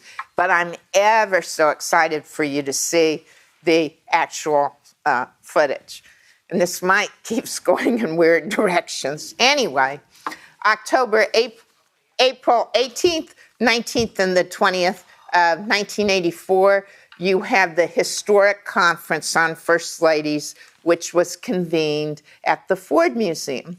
What was I doing? I was an archivist at the Johnson Library, and I was supposed to help from behind the scenes, but I didn't get to go. The background on the conference is, let me give you just a little background. Dr. Lewis Gould, who you've heard his name mentioned, really was the pioneer of First Ladies studies. And he had started working on Lady Bird Johnson and the environment at the Johnson Library and had all these male colleagues say, "Don't you think that's a trivial topic to do a book on a First Lady and substance?" And he said, "No, I think history is very male-centric, and you guys need to get over it." So he then taught a course at the University of Texas in 1982, which a very young actress and beautiful woman, Stacy, took. And it changed her life, and it got a lot of attention. Lou Gould said, as soon as he announced he was teaching a course on First Ladies, media was popping up. You know, no one had done that. He's a man teaching a course, a college course on First Ladies. And it didn't hurt that in November of that year, Lady Bird Johnson decides to come visit the class and talk with the class. So this is 1982, and it's really upping the field of First Lady studies. It's getting people very excited. So the then Archivist of the United States, Don Wilson, writes Betty Ford in July of 1983 with an idea that he would like to have some sort of discussion with Betty Ford on a program proposal for a First Ladies Conference at the Ford Museum. And I really love this. Betty Ford was very clear about her feelings with Don. She said, and she wrote him, she said, there needs to be a selling point, some purpose for holding the meeting other than just getting First Ladies together. Should not just be a couple of days of ladies chit-chat. She then decided the topic, which was going to be the first conference ever on First Ladies and their unique contributions, modern First Ladies, private lives, and public duties.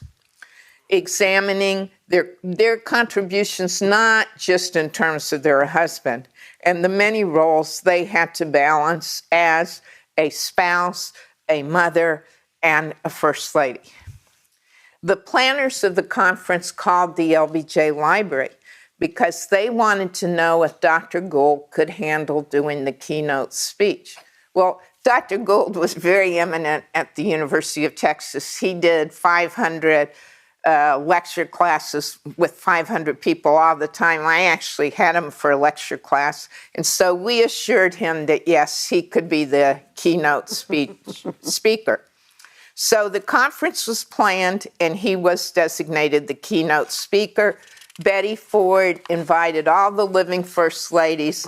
Rosalind Carter and Lady Bird Johnson accepted. Lady Bird Johnson had to back out because she had bronchitis. So the two who convened the conference were Rosalind and Betty Ford. The 4 sessions would concentrate on First Ladies' role in leadership, the First Ladies in media, family life in the White House, and growing up in the White House, to give the full dimensions of being First Lady.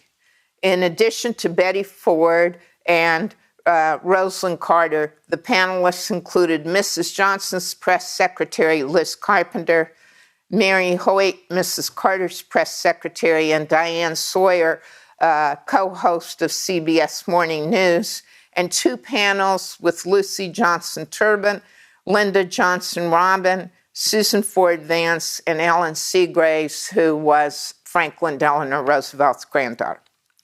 Betty Ford welcomed and did a keynote speech, as well as Dr. Gould.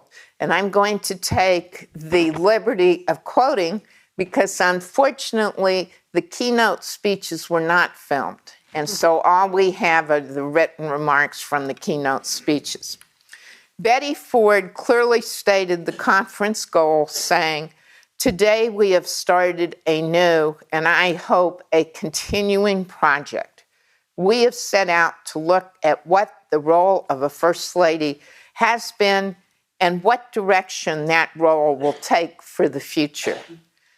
We are the first formed group effort to bring definition to a job that has no job description, but has been shaped by tradition and individual preferences.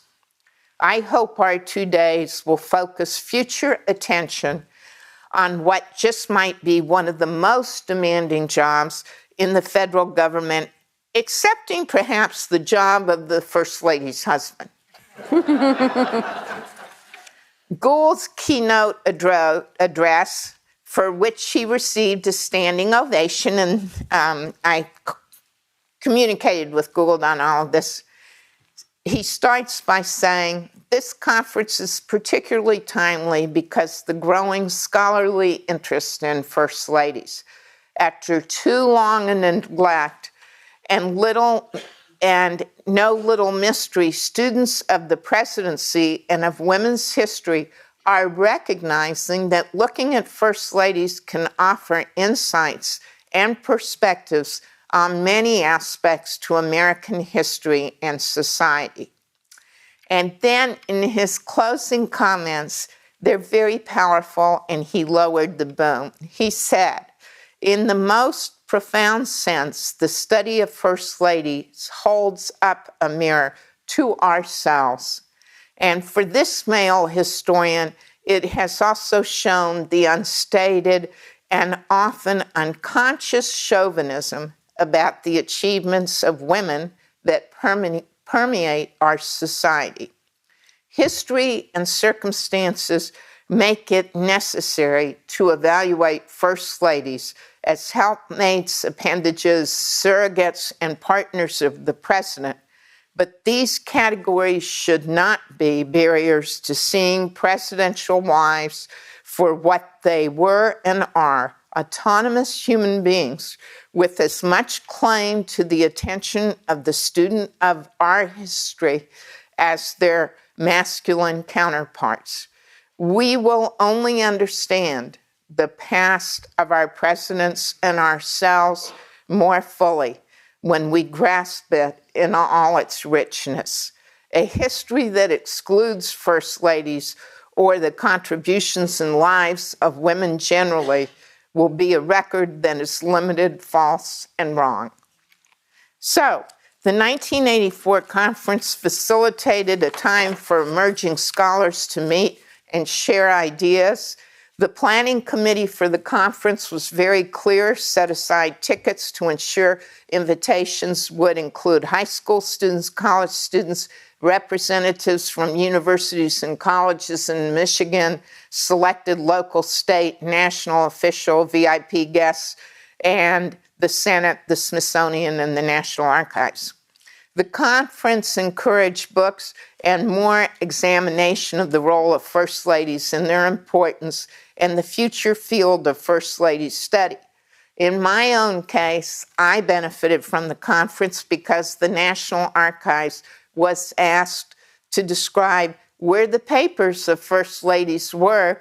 Researchers wanted to know, and I was assigned by the archivist to do a book on the papers of First Ladies in the presidential libraries at the Library of Congress. And so we did that book, and it came out with an intro by Dr. Gould and a prologue, and the book is called Modern First Ladies, Their Documentary Legacy. It is now out of date, but it was helpful for a while. Now, enough talk on my part about the conference. I'm like a little girl here. I'm eager and excited to show you portions of the original conference. First time in 40 years, and we have cut and spliced. I have concentrated on Rosalynn and Betty Ford and a few segments with the children who are incredible. I did not include the press because there just wasn't time. This will run 17 minutes long, and I really hope you enjoy it. And thank you, Geyer and Elizabeth at the Ford Library. And let's run it.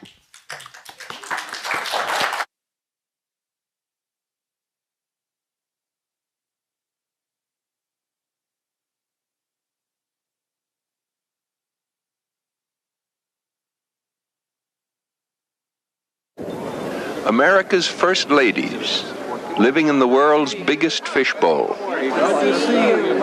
The children of our First Ladies are also a permanent part of our national scrapbook. Do you remember our city flower? Like their mothers, they too command national attention. Yet never before had they come together to share their experiences, to discuss the joys and tensions of an extraordinary responsibility that eventually diminishes but never ends.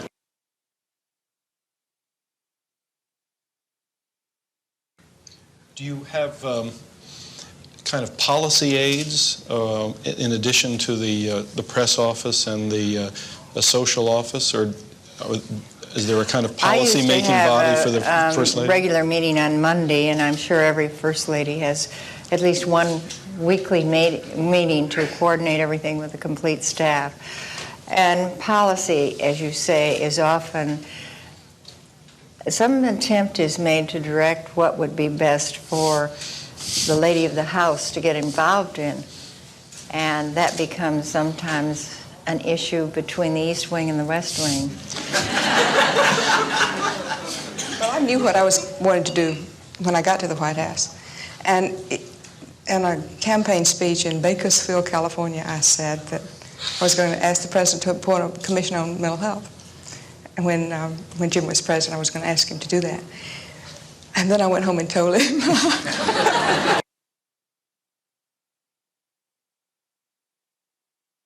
It was very frustrating at times because the press would cover the first few meetings, and after that they say mental health is not sexy. It's not a sexy issue. People don't like to read about it. And so you have meetings after meetings, and at the end of the first year I was described as fuzzy. Nobody knew what I was doing because I was buried in that mental health work, but nobody particularly cared about covering it. Mrs. Ford. And it was rather a discussion as to what is the most important, but also what had public appeal. Hopefully you can come interest in something that has both. As you say, mental health wasn't sexy enough for the press to follow it. Maybe a more controversial issue or something is more popular. And that has to be taken into consideration in case, particularly if you have an election coming up. I mean, that's politics. Either that or give whatever you're interested in a twist that's going to appeal to the public.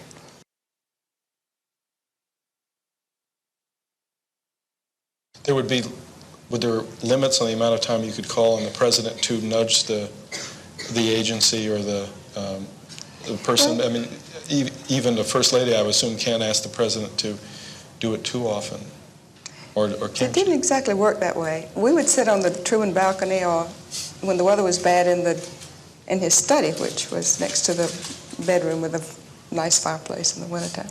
We would talk about what he had done in the day, and then I would talk about what I had done in the day, and I would say, you know, I just want my mental health legislation out of the HHS.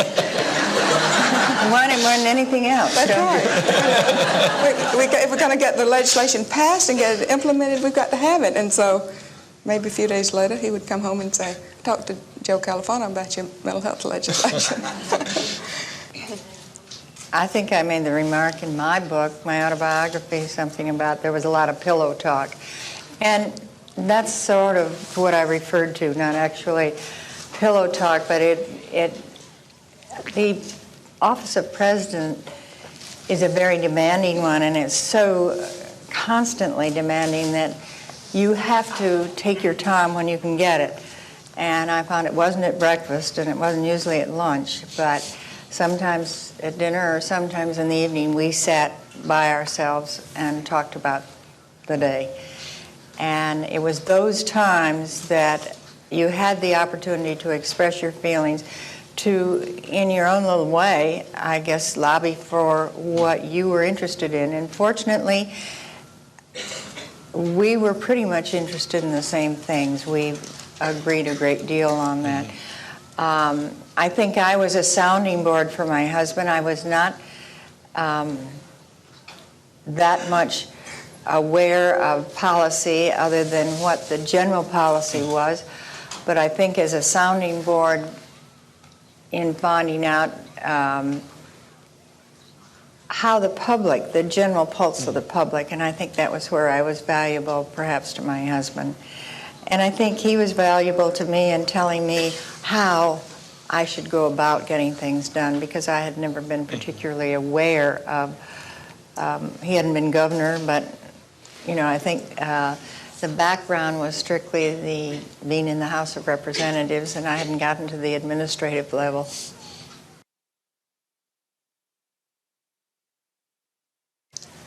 One of the perennial questions that comes up, it has to do with influence on the president and the unelected status of the first ladies. I know you probably had that question many times. There are many ways to answer it, but I wondered if you had any general reflections upon, is it a fair kind of question?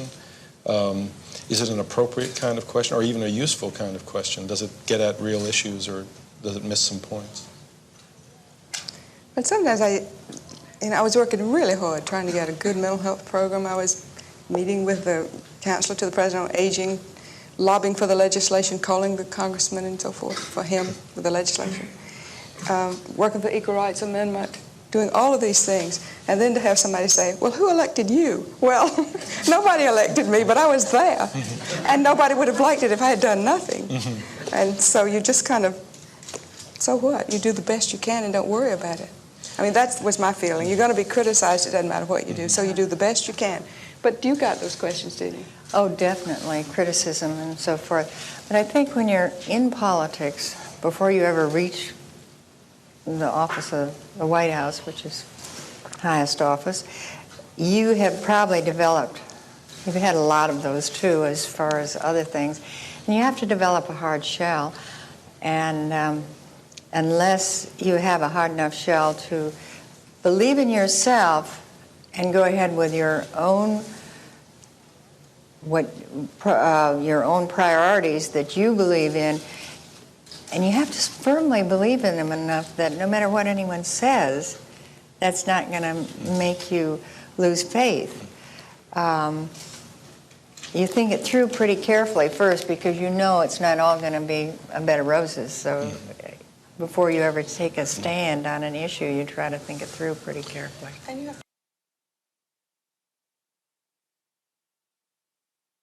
What would you find were the most rewarding things that you got to do as First Ladies, and what were the least rewarding aspects of being the First Lady, or things that nagged or frustrated or sometimes aggravated you about the position? Well, I enjoyed meeting people from the heads of states from around the world. That was exciting, and to get to know them and know their problems and the things that concerned and involved them. I enjoyed being in the White House, where important decisions are made every day, and being a little bit knowledgeable about what was going on. Being able to sit in a cabinet meeting and hear the talk about the decisions that affected the lives of the people of our country. That was thrilling to me.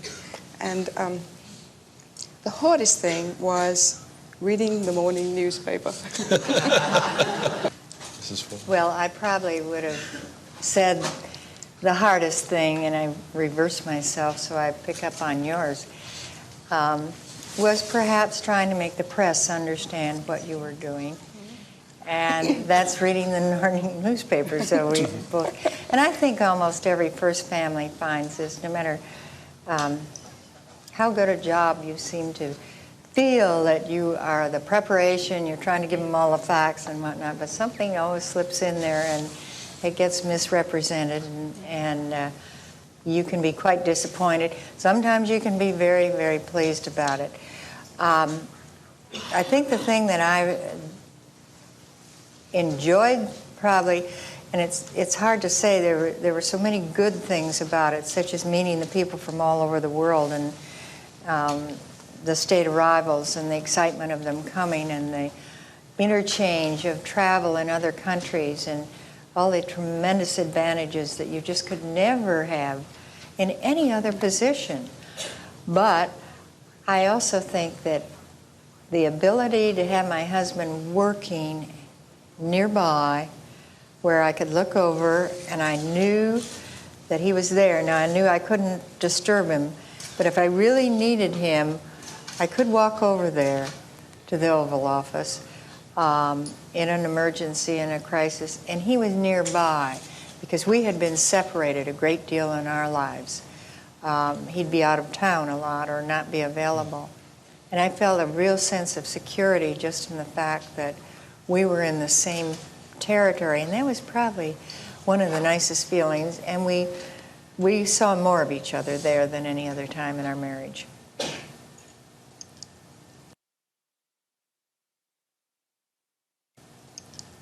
Are there any other reflections that you have as we've discussed and talked in the last several days that you'd like to impart about the experience that you've shared, or things that have come to your mind as we've talked that you might want to help us conclude with? It was a wonderful experience.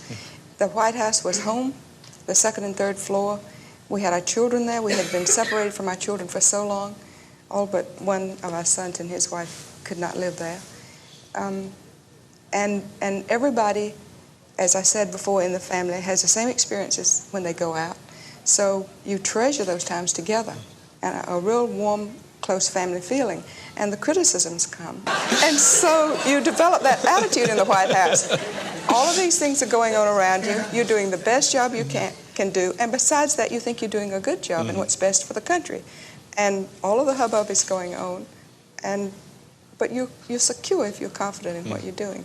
And that's the way I felt in the White House. I just feel that if people could understand sometimes when the criticism of women who are trying to do their very best in that position in the White House, and had a little more basic understanding and a little more patience to see how things are going to move along, because they move differently every month or so. I'm unhappy reading a lot of criticism and real nasty things about women who are trying their best. They did not choose to run for the office, just like the children. I feel very strongly as a mother, I'm very defensive. And when they write about the first family, I think it's fun perhaps to write about the president and maybe the first lady because she has her programs, but I am particularly partial as far as children in the White House, and we've all had our share of it. I hope that with seminars like this, there'll be an understanding more about what goes on there, and the public will perhaps not be quite so critical. We're all trying to do our best. Maybe they don't agree with us. For nearly 200 years, this building has been everything from an international symbol of power to a nursery. A president and his wife have chosen to live here, but their children have often found that it is not the easiest place in the world to grow up. I clearly remember when I was in school the picture of David Eisenhower having his polio shot. And I remember that then we all had to line up for our polio shots. I mean, David had had his. How did you like, Lucy, being a role model, being an example for all these other teenagers when you were doing things like Watussing all over the world? I fought that a lot. I fought being the role model. I fought being in the public view. I resented a lot about the White House. And then I realized that my motto needed to be, I can adjust or I can adjust. Those are all my alternatives. So I tried to be the best me I could be. I wore blue jeans, and that was big time. The press made a big deal about it, and I thought, I consider that normal or real. We kind of laid a few guidelines down, like you don't wear them through receptions and things of that nature. But it's hard to be a role model, and you're going to get criticized no matter what you do. Well, that goes into the question we talked about earlier. In this day of labels and images, how were you labeled by the press, and what are you really like, Susan? I think probably the biggest change is at that time, I really didn't know who I was. I was tugged and pulled and attended a lot of receptions and did how many parades and ribbon cuttings, and after it was all over with, I sat back and I thought, who am I? And that took several years to cope with and deal with and get into myself, because I had grown up as President Ford's daughter. It was a confusing time, but I'm glad I did it. I walked into cabinet meetings and would ask for my allowance because my mother didn't have any money on her. Those are the things that help you make it through each and every day. When I was in the White House, Lady Bird said to me on so many occasions, enjoy, enjoy, and which is what you have said, I think, Lucy. And I think that is good advice, to enjoy your time there. I think that if I were advising someone, I would also say be very confident about what you want to do and about what you're doing, and decide that the things that you're going to do are good and best for the country, and then don't worry about what anybody says about it. If you can accept that and do that, you'll have an enjoyable time in the White House. Then you can enjoy. That's right. Then you can enjoy. I'm delighted with the results of the conference this weekend.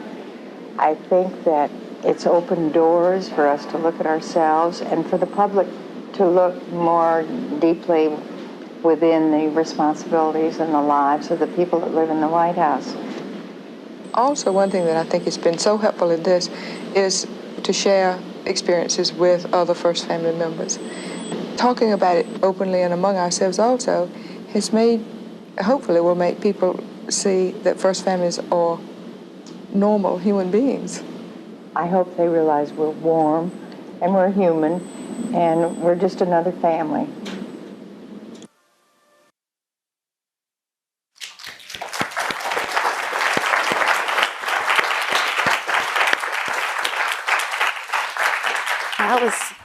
That was terrific. And I loved your fuzzy sweater at the beginning. I will say, like, I need to find myself one of those. But thank you for pulling that all together, Nancy. It's just really refreshing to hear these women come together speaking about their experiences in such a refreshing way. And I couldn't help but take away the two C's that kept coming up was like criticism and confidence. And I think that I would love, Susan, for you to speak about this because, I know that you have that confidence level, but did you feel that in the White House? The criticism and or the confidence? No, I didn't. You have to remember, Brooke, I was 17. Mm-hmm. So let's put it in perspective. I was a senior in high school. I no more wanted to be there than the man in the moon. I wanted to be a normal senior in high school, experiencing life like most kids did as a teenager. I have a 17-year-old granddaughter. And so to look at her now and what she's experiencing compared to what I experienced is so very different. Mm-hmm. Confidence, I don't know many 17-year-olds that have a lot of confidence. And when I said I didn't know who I was, I didn't. Mm-hmm. When that was done in 1984, I was married, had a 3-year-old and a 15-month-old at the time. I can't believe I could talk. I was trying to rack my brain when I heard about it. I was like, who is taking care of my kids? Because I wasn't home. But no, and I don't think you gain a lot of confidence in the White House. Mm-hmm. You gain a lot of criticism. Mm-hmm. I can still tell you to this day about an article that was written in the Washington Post about me graduating from high school, and that the reason I graduated from high school was because of who my father was, and it was not because of my grades. I never was a straight A student. Mike was the straight A student. I was the BC student. And it was one of the most hurtful, painful things to do to a 17-year-old kid. Mm. And those are the things, yes, I have lovely, happy memories of the White House. Trip to China, meeting Mao Zedong, and things like that were incredible. But there's also this criticism that is really hurtful. And if you don't have a heart, I would go to my dad and I'd go, but that's not true. And he'd go, Susan, we're not going to draw any more attention to it. Mm. Let it go. The more attention you draw to it, the longer it stays in the media. Mm. And so my dad was a huge proponent and teacher to me of how to handle it. That's beautiful. Yeah. Yeah, that's terrific. So, looking at this 40 years later, Almost 50. Almost 50. Well, 40 years since the conference, 50 years. Yeah. But yes, but like you're absolutely right. We've got all these advances in technology now. Like it seems even more prevalent now in terms of criticism. And so, how have you noticed this? How would you describe it differently now versus then in terms of how the first children are seen in the press? Well, I think the mothers of these children, or the parents, have become extremely more protective of these children because of social media. Thank God there wasn't social media when I was there. I would have been in a lot of trouble. You have to remember, I'm the last of 4, and they were really tired by the time I came along. Mother always said, don't criticize my kids, don't pick on my kids.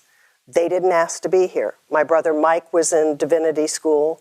My brother Jack was in college. Steve took off and became a cowboy and went to Montana to chase cattle.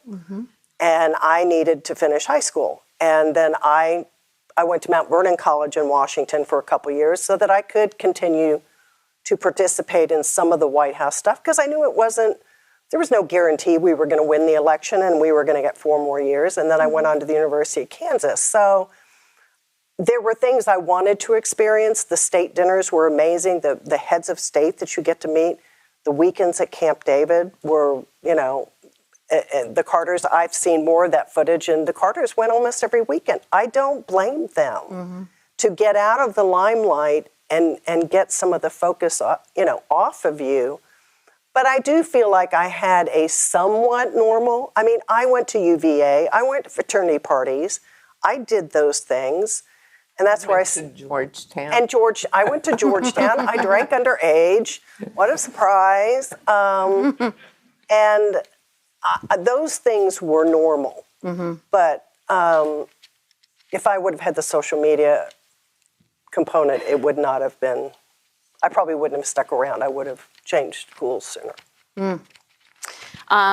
So during the 1984 conference, Liz Carpenter did say, and it's not part of this video footage, so if you want the video footage of this, I know an audiovisual archivist that can help hook you up. But she said that I think strong first ladies make news, people salute them, even if we don't agree with them. How did you see this at play in your own mother's story? Do you think it has changed or evolved? I think, if anything, it's gotten better. Yes, Betty Ford was hailed for her breast cancer and what she did, and we've already talked about that.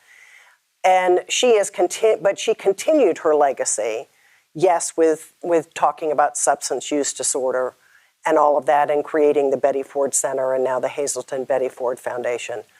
But she continued to do things to stay and use her platform. She was an interesting person. She did books. She did 3 books. And so that continued to put her in the limelight and that sort of thing. She continued to do articles. I sent you the one from Ladies Home Journal recently when she turned 60, and I went, that's what you look like when you turn 60. I'm 66. So, that was kind of fun to look at. So I think you can choose or not choose to continue the limelight, be in and out. I worked with Mrs. Carter on her mental health journalism board, which was fascinating. And I look at what my mother and Mrs. Carter did as far as going up on Capitol Hill and getting involved in parody and getting parody passed. Took a long time, but they went and knocked on doors. But those are things that were important to them, and they wanted to make a difference for women. I look at what Dr. Biden is doing now with the whole women and medical and research. It's so important. And it's almost a continuation of what Betty Ford and Rosalind Carter started. She's still fighting for women. Why are we still having to fight for women? That I don't get. It's a terrific question. Next conference. Yes. Well, and then speaking of fighting for women, your mother was actively involved in ERA, and I I guess I'm not sure what you were able to do, or how, if you took that mantle up in some way. I know you were only 17, but what was that like for you to see her so active in proclaiming women's rights, and also were you able to join in with that in some way? I did to some degree. You also have to remember, as Lisa said, my mother was raised by a single woman. Mm-hmm. My mother had 2 older brothers. I had 3 older brothers. We women fought hard in our family. So we were pretty male-oriented. And so there is a picture of me somewhere when Tyne was a baby, and I would say 1, with a bonnet on, and both of us at an ERA protest in Washington. So when I had young children, I was very focused on staying home and being a mom and that sort of thing. And I didn't get involved in the breast cancer movement until Heather was 2. Mm-hmm. So that would have been 1985, 86-ish, because I wanted to stay home and be a mom. And I didn't want to just be a housewife. Right. I wanted to be a mom. That's what I always wanted to be. So I felt my career was perfectly fine until I decided to get involved in the breast cancer events. Mm-hmm. And I did get involved in some of the equal rights, but then it died off for a while. And now it's starting to come back. And I've told all of them, call me. And I have 2 daughters that would really like to get involved in it. Mm. So, yeah, I mean, I'm open to doing stuff like that and making a difference. I hope people are listening. So during the conference, too, Linda Bird Johnson Robb said, just as our parents have influenced us, I think to some extent, particularly as adults, we do influence our parents. How do you feel you influenced your parents?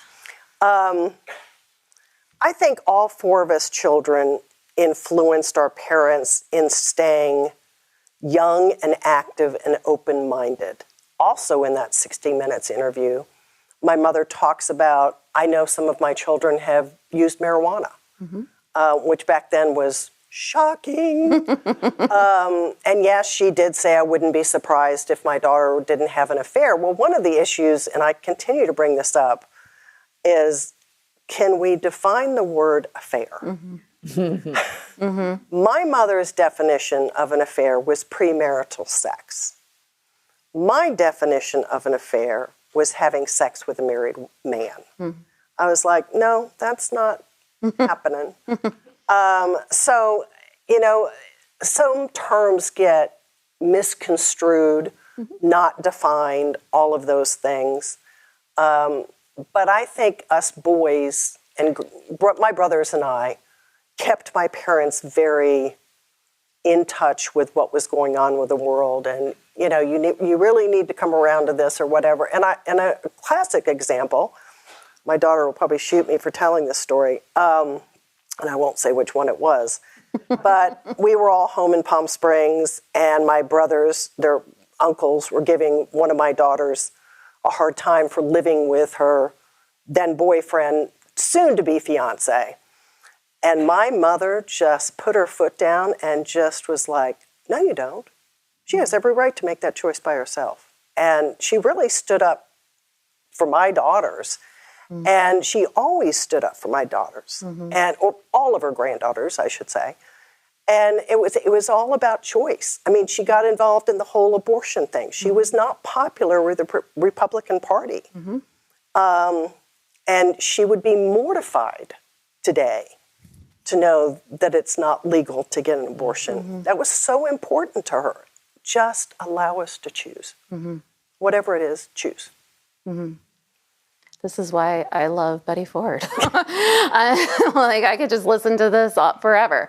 And I think that that's why even your father said things like her legacy would probably be the far more impactful one than his even. And, just, his humbleness at play right there. But it's also to credit your mother.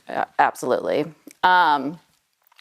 I have one more question for you before we turn it to Stacy, but also during the conference, Lucy Baines Johnson said the following: I had a chance to be an eyewitness to history even when I didn't want to be. I had a chance to grow in ways I didn't know I could. And so I'd like to just hear you reflect back on your time in the White House and since, and how being that eyewitness to history was for you. No, it's very true. When you are an eyewitness to history, and Lucy and I were similar in age when her dad, during her dad's administration, she was at National Cathedral School. But we were similar in age. And, I remember the Mayaguez.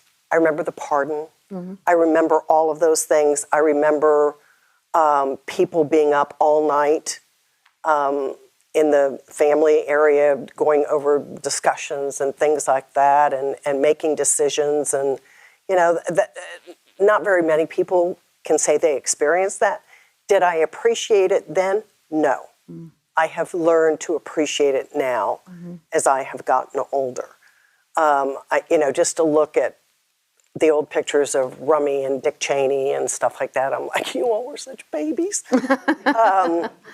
But, those are the things that you get to experience, the people you get to meet, the heads of state, the celebrities you get to meet. When I heard Robert Redford was in the White House, I was like, Dad said, well, just come over to the office. And I said, I've got to get out of my school uniform. I am not going to meet him in my school uniform. So, there are things like that that are very impressive to a 17-year-old kid. When I look back at it now, I kind of laugh at myself and just go, wow, girl. You made some major mistakes, but it's okay. But you get judged. So the choice is, I'm going to do what I want to do, because you're going to get judged no matter what you do. Well, that is an excellent stopping point and a correlation to what we just watched as well. So thank you so much, Susan. Thanks, Lynn.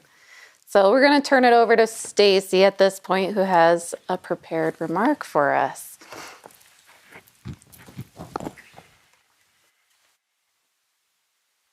Good afternoon, everyone. My task is to provide a brief history of the birth and trajectory of the field of First Lady Studies. Spoiler alert, the field is flourishing today. So let's see how we got here. As an academic endeavor, First Lady Studies began in the early 1980s. That was when political historian Louis L. Gould, while researching the 1912 election, came to understand the influence and the power of First Ladies, both in their husbands' administrations and in our public life, in a very different way. Now, Gould was already a prestigious historian, a well-known scholar and author of several books. But his dawning awareness brought about a wholesale rethink of his own research, analysis, and writing. And his intellectual curiosity drove him to create the first class offered anywhere on the planet on the history of First Ladies in the fall of 1982 at the University of Texas. I was in that class, and it did change my life. Dr. Gould moved beyond the entrenched male-centered paradigm of that era to teach about First Ladies as women of intellect and action. It was revelatory. Dr. Gould sent all of us students out into the various archives for our research paper topic, and I was lucky enough to study the professional relationship between Eleanor Roosevelt and a famous Texan named Anna Pennybacker. In the process, I turned up about a couple hundred letters between Pennybacker and Roosevelt. And thanks to Dr. Gould, I got on an airplane and flew to the Hyde Park Franklin Delano Roosevelt Presidential Library to hand carry copies to them, where they told me they had not yet begun to catalog Eleanor's papers. Hands down, as Nancy suggested, the most memorable day in that class of Dr. Gould's was the day that Lady Bird Johnson came.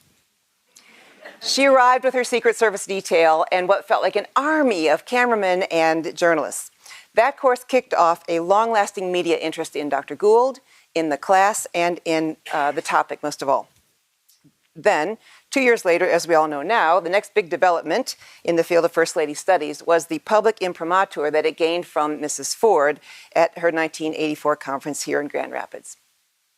These two events created a sea change in the way we think about and discuss First Ladies, both in the past and in the present day, both by academics and by the public. There are many ways to measure the rising interest in First Lady studies since then, but as time is limited, I must be very selective. So, in the mid-1980s, a couple years after Dr. Gould's class, a quartet of important books laid a foundation for the field. First Ladies by historian Betty Boyd Caroli, Presidential Wives by American Studies scholar Paul Bowler, and The President's Partner by communications expert Myra Guten. The fourth book was different. That's the one Nancy made reference to. So Nancy Keegan-Smith and Mary Ryan edited Modern First Ladies, their documentary legacy.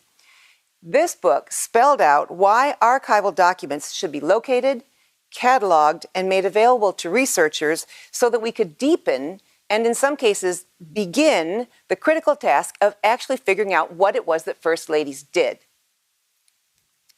Further spurring interest then were books and memoirs written by First Ladies and those in their circle.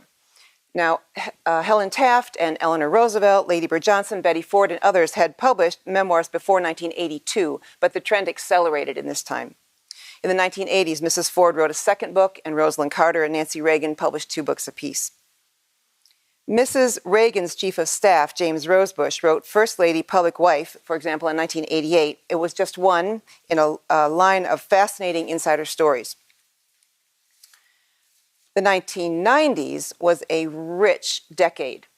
Scholarly articles based upon archival research began to appear in journals like Presidential Studies Quarterly. Author Carl Anthony published First Ladies, The Saga of the President's Wives and Their Power, 2 ambitious volumes over 1,000 pages, written as a kind of temporally layered multi-biography of all the First Ladies together. Then came the first of what would be a landmark 3-volume biography of Eleanor Roosevelt by historian Blanche Wiesen Cook. 3 volumes. There are United States presidents who don't have 3-volume biographies. To think that a First Lady, even Eleanor Roosevelt, could be worthy of 3 volumes and that it was published by a major trade press, that was huge. That was an enormous step forward in public and academic acceptance. Also, early in the 1990s, Lewis Gould noticed that while interest in First Ladies was increasing, we lacked a single, dependable reference work detailing their achievements.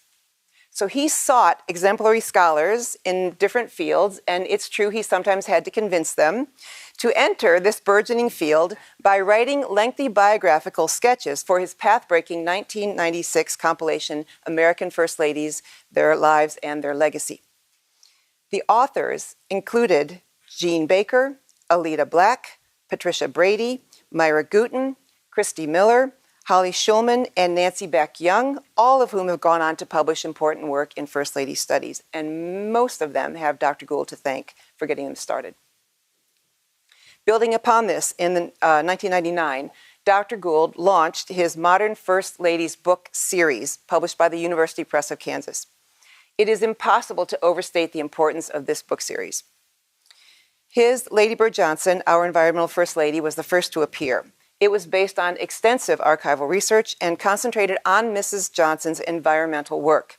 It was really the first book focused on a First Lady's substantive policy issue rather than a biographical treatment. It became the model for the series, 17 books covering Edith Roosevelt all the way through Hillary Clinton, for which Dr. Gould again broadened the field of scholars by inviting academics from very different disciplines. I'm happy to report that Jill Hummer and Catherine Sibley are currently completing books on Laura Bush and Michelle Obama, respectively, to continue that series. Still in the rich 1990s, another important marker of increased interest appeared when the National First Ladies Library opened at the Ida Saxton McKinley birthplace in Canton, Ohio. Led by Mary Regula, the National First Ladies Library reached a broad public audience through the biographical overviews and the extensive bibliography on their website. Also reaching an arguably larger public audience was the brilliant redesign of the Smithsonian Museum's First Ladies Dress exhibit. The new curator, Edith Mayo, refocused the popular collection on First Ladies' achievements and not solely on their dresses. Then, as the 21st century opened, historian Catherine Allgore's trailblazing book, Parlor Politics, made us all reconsider and redefine power as utilized by America's founding mothers. Allgore's work has positively shaped the amazing new books that poured out in the 2000s by wonderful scholars like Patricia Brady, Joseph Ellis, Amy Greenberg, Robert Watson, Catherine Clinton, Catherine Sibley, Christy Miller, Lewis Gould, Nancy Beck Young, Barbara Perry, Myra Guten, Maureen Beasley, Molly Wertheimer, among others. That was some decade of scholarship. Now, not long after that first university class, interest spread well beyond the academy, with children's books, novels, including one by James Patterson called The First Lady, and books by journalists such as Cokie Roberts, Rebecca Boggs Roberts, Lisa McCubbin Hill, and Kate Anderson Brower. Journalists who write books about living First Ladies based upon interviews with those who knew them are an important interpretive first wave and very useful for scholars. I'm thinking here of Carl Bernstein on Hillary Clinton, Ronald Kessler on Laura Bush, Peter Slevin on Michelle Obama, for example. Susan Page interviewed Barbara Bush, and Darlene Superville interviewed Jill Biden for their books, but First Ladies often seem to decline interviews, especially when they have their own memoirs to pen. So in 1994, Barbara Bush published hers. In the 2000s, Hillary Clinton, Barbara Bush, Laura Bush, Michelle Obama, and Jill Biden have all written one or more books. These later First Ladies have been more forthcoming about the substance of their work. Possibly they feel they're being taken more seriously because of the growth of the field and our era. I want to remind us very briefly here that another marker of heightened interest in First Lady studies is their increasing appearance in the media, live, fictional, and documentary. These, of course, are always of varying qualities and levels of historical accuracy. Scholars know that First Ladies have had a long history with non-print media dating back to early radio broadcasts and television shows, but only sporadically. Over time, their presence has increased. One long tradition began in 1969 with Pat Nixon's appearance on Sesame Street. Every First Lady from Nixon when the TV show started to Jill Biden has been on Sesame Street, except for Melania Trump. In the mid-1980s, Nancy Reagan really helped push First Lady television appearances into the norm. The camera loved her, and she was very much at ease in front of it because of her past as an actor. So Americans got used to seeing the First Lady on shows like Good Morning America in different strokes. An important first occurred on November 17, 2001, when Laura Bush became the first First Lady to deliver the presidential radio address. She spoke on the plight of Afghani women. This matters because when the West Wing takes the First Lady seriously, the rest of us take note. Fast forward to Michelle Obama and the era of ubiquitous social media. Obama was the first Lady to send a tweet and the first to write an ongoing blog. And who can forget carpool karaoke with James Corden or the evolution of the mom dance with Jimmy Fallon? Of the many other media events I could mention, I want to name only two. C-SPAN's First Lady's Influence and Image aired in 2013 and 2014. It brought together pairs of experts to discuss every First Lady with moderator Susan Swain. And this was so popular, this show was so popular, that C-SPAN later published these really well-crafted interviews. 3 years later, the Smithsonian Channel released First Ladies Revealed, blending commentary by scholars and journalists with contemporary footage and dramatization to critical acclaim. Now I want to turn to 4 very recent indicators of the health of the field. First, in 2011, American University put its prestige and heft behind the creation of its First Ladies Initiative, and it added both status and star power when it made Anita McBride its director. The First Ladies Initiative publicizes the work and legacies of presidential spouses, chiefly with conferences and a lecture series, for which so far 4 former First Ladies have spoken. Second, in 2021, several First Lady scholars, archivists, and former White House employees came together to create FLAIR, which stands for the First Ladies Association for Research and Education. Its mission is to promote, study, and amplify First Ladies. Each of you should join FLAIR immediately. You can do that on your phone right now. Third, East Wing magazine began publication this year. Founded by journalist Jennifer Taylor, East Wing is an online periodical, and you should all subscribe to that. East Wing, according to Taylor, quote, is the first journalistic-driven publication dedicated to covering presidential first ladies, present and past. And it's terrific. Fourth, we finally have a textbook. Just out. United States First Ladies, Making History and Leaving Legacies by Diana Carlin, Anita McBride, and Nancy Keegan Smith. For those of us who teach First Ladies, it's a wonderful thing to have a book devoted to the college audience. But Carlin, McBride, and Smith have also brought out a version for the general public entitled Remember the First Ladies, The Legacies of History-Making Women. This brief catalog of mine has attempted to chronicle the increasing interest in First Lady studies. The field really is flourishing. But the world is changing, and so must we. Each of our 4 21st century First Ladies has moved us away from the traditional conception of the position. Laura Bush's role during 9/11 and her advocacy of Afghani women pushed past the work of earlier wartime First Ladies. Michelle Obama, of course, was America's first Black First Lady. This is no small thing. Melania Trump lived out the role in a wholly unique and idiosyncratic way. And Dr. Jill Biden is the first First Lady to maintain her career while fulfilling the conventional obligations of a First Lady.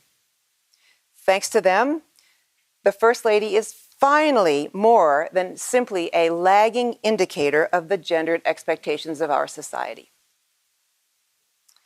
And so, to the future, 4 suggestions to conclude. 1, archival research remains essential. Thus, presidential libraries, the Library of Congress, and other archives must prioritize the accessibility of First Ladies' papers, and this also means digitization. 2, every author of every new book on First Ladies, regardless of their background, must begin by reading the extensive literature on the topic and mastering First Ladies' historiography so that the field moves away from endlessly repeating canards, cliches, and gossip. Third, the basic work of chronicling and describing is mostly done, so it's time now to engage in deeper analysis and to place First Ladies in the larger context of presidential studies and United States history generally. Fourth, we must ready ourselves for the appearance of a first partner who does not meet the traditional mold. To begin, we might start by studying another field pioneered by Dr. Gould, gubernatorial spouses. There would be relevant comparisons if we analyzed the spouses of the almost 50 female governors of our history. 40 years ago, our field gained a matchless visibility and vitality right here in Michigan at the 1984 First Ladies Symposium. I cannot wait to see what will happen as a result of this 2024 conference. Thank you.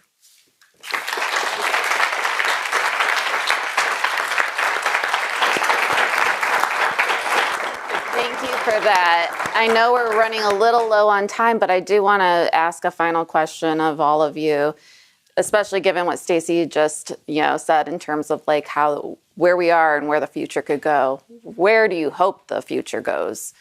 Nancy, Susan, and Stacy. I hope that it continues and that the First Ladies continue to do vital things. We did not mention one of the new developments, which is their foundations that empower Barbara Bush's foundation, $100 million for literacy, Mrs. Johnson's Wildflower Foundation, $6 million for wildflower. So that's another new development. And I'm thinking you're saying, would we like to have a man? And certainly, that would be lovely to have, and what role that person would follow, and to see a First Lady as the first female president. Mm-hmm. I just hope that they continue to break the barriers and move forward in whatever way is best for the country and themselves. Mm-hmm. Great. I agree, and I would like to see Americans in general give more credit to First Ladies and pay more attention to the work that they do in and of itself. Yes. I mean, I've got to say, with what all of us have said all day, that is so important. We're taking baby steps, but history is not filled out robustly on this issue at all. Mm-hmm. And there still needs to be research done and factually documenting the incredible efforts that these First Ladies have done. And I will just say, when we were writing our book, 3 First Ladies scholars, we would find things that we didn't even know. And it just keeps evolving, you know, that you're really surprised about. So do not think the story is over. It's continuing, and we would like it to be robust. Perfect. Well, I'm going to invite Gleaves up to do a conclusion with you. But while he does that, I do want to just do quick housekeeping just to say that Nancy, Anita, Diana had to leave, and Lisa will be outside signing books once we conclude here. So if you'd like to get some books signed, we hope you will take advantage of that. So Gleaves. Thank you so much. I'm not sure whether this is on or not. Can you hear me? Okay, great. Well, I'm holding the pamphlet that was issued, the program, in 1984, and I've studied it many times as we've prepared for today. And I can't help but think, as I channel all the interesting speakers who are in this publication, that they would be smiling on what has taken place this afternoon. I think there was something for the head, the heart, and the feet in the presentations. The head, because we just heard, for example, a historiographic overview of all the great progress that's going on with the First Ladies. The heart, was we just heard about what the impact of what it's like to be a family member in the White House, really at a tough time in this stage of life. And the feet, because I got to tell you, when I listen to all the stories I've heard all day, both at the luncheon and today, it makes me want to do more, to get out there and serve, because the women and the families who've been in the extraordinary role have done so much for our country that has been unheralded and so much behind the scenes. And I feel like a piker compared to them. I want to change that. So yes, my feet too. I want to thank our partners again. I mean, the National Archives, you know, Brooke with the Library and Museum, Joel, always just wonderful to work with.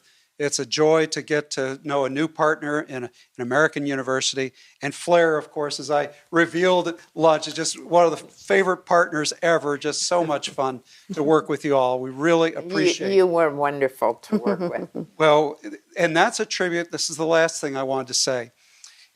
You know, to put on any kind of a day like this takes a lot of great staff.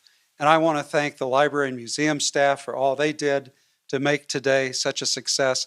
I also want to thank the foundation staff. Rachel Siglo deserves a standing ovation. Yay, Rachel.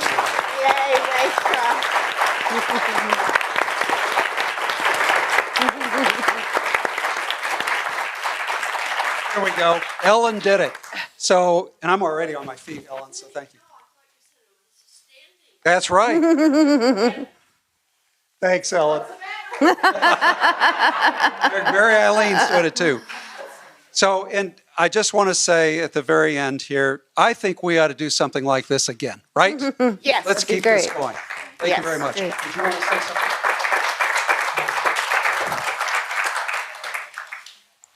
I mean, Gleaves, you said it all. I would say it's been a pleasure. I would say go forth, research, educate, find out more. Find out all these wonderful stories about these incredibly strong women. And one thing that I think is really interesting is a journalist said, these men really picked well. Yeah. I mean, they really did. Most of these women did not want to be in this position, and my God, they took on the mantle, and they did so many substantive things in a role that's unelected, has no role book, has no definition, and they did it incredibly for our nation and led on so many key issues like ERA. We haven't even mentioned civil rights. We haven't mentioned everything that they did in terms of leading society, in terms of creating bipartisan entertaining like Dolly Madison did. So please keep going and make this story as fulsome part of our American history and story as possible. Thank you. And thank you to our panelists here. Give them a round of applause, please. Yes. Great panel. Yes, it was terrific. Enjoy the whole day. Thanks to everybody. Drive home safely.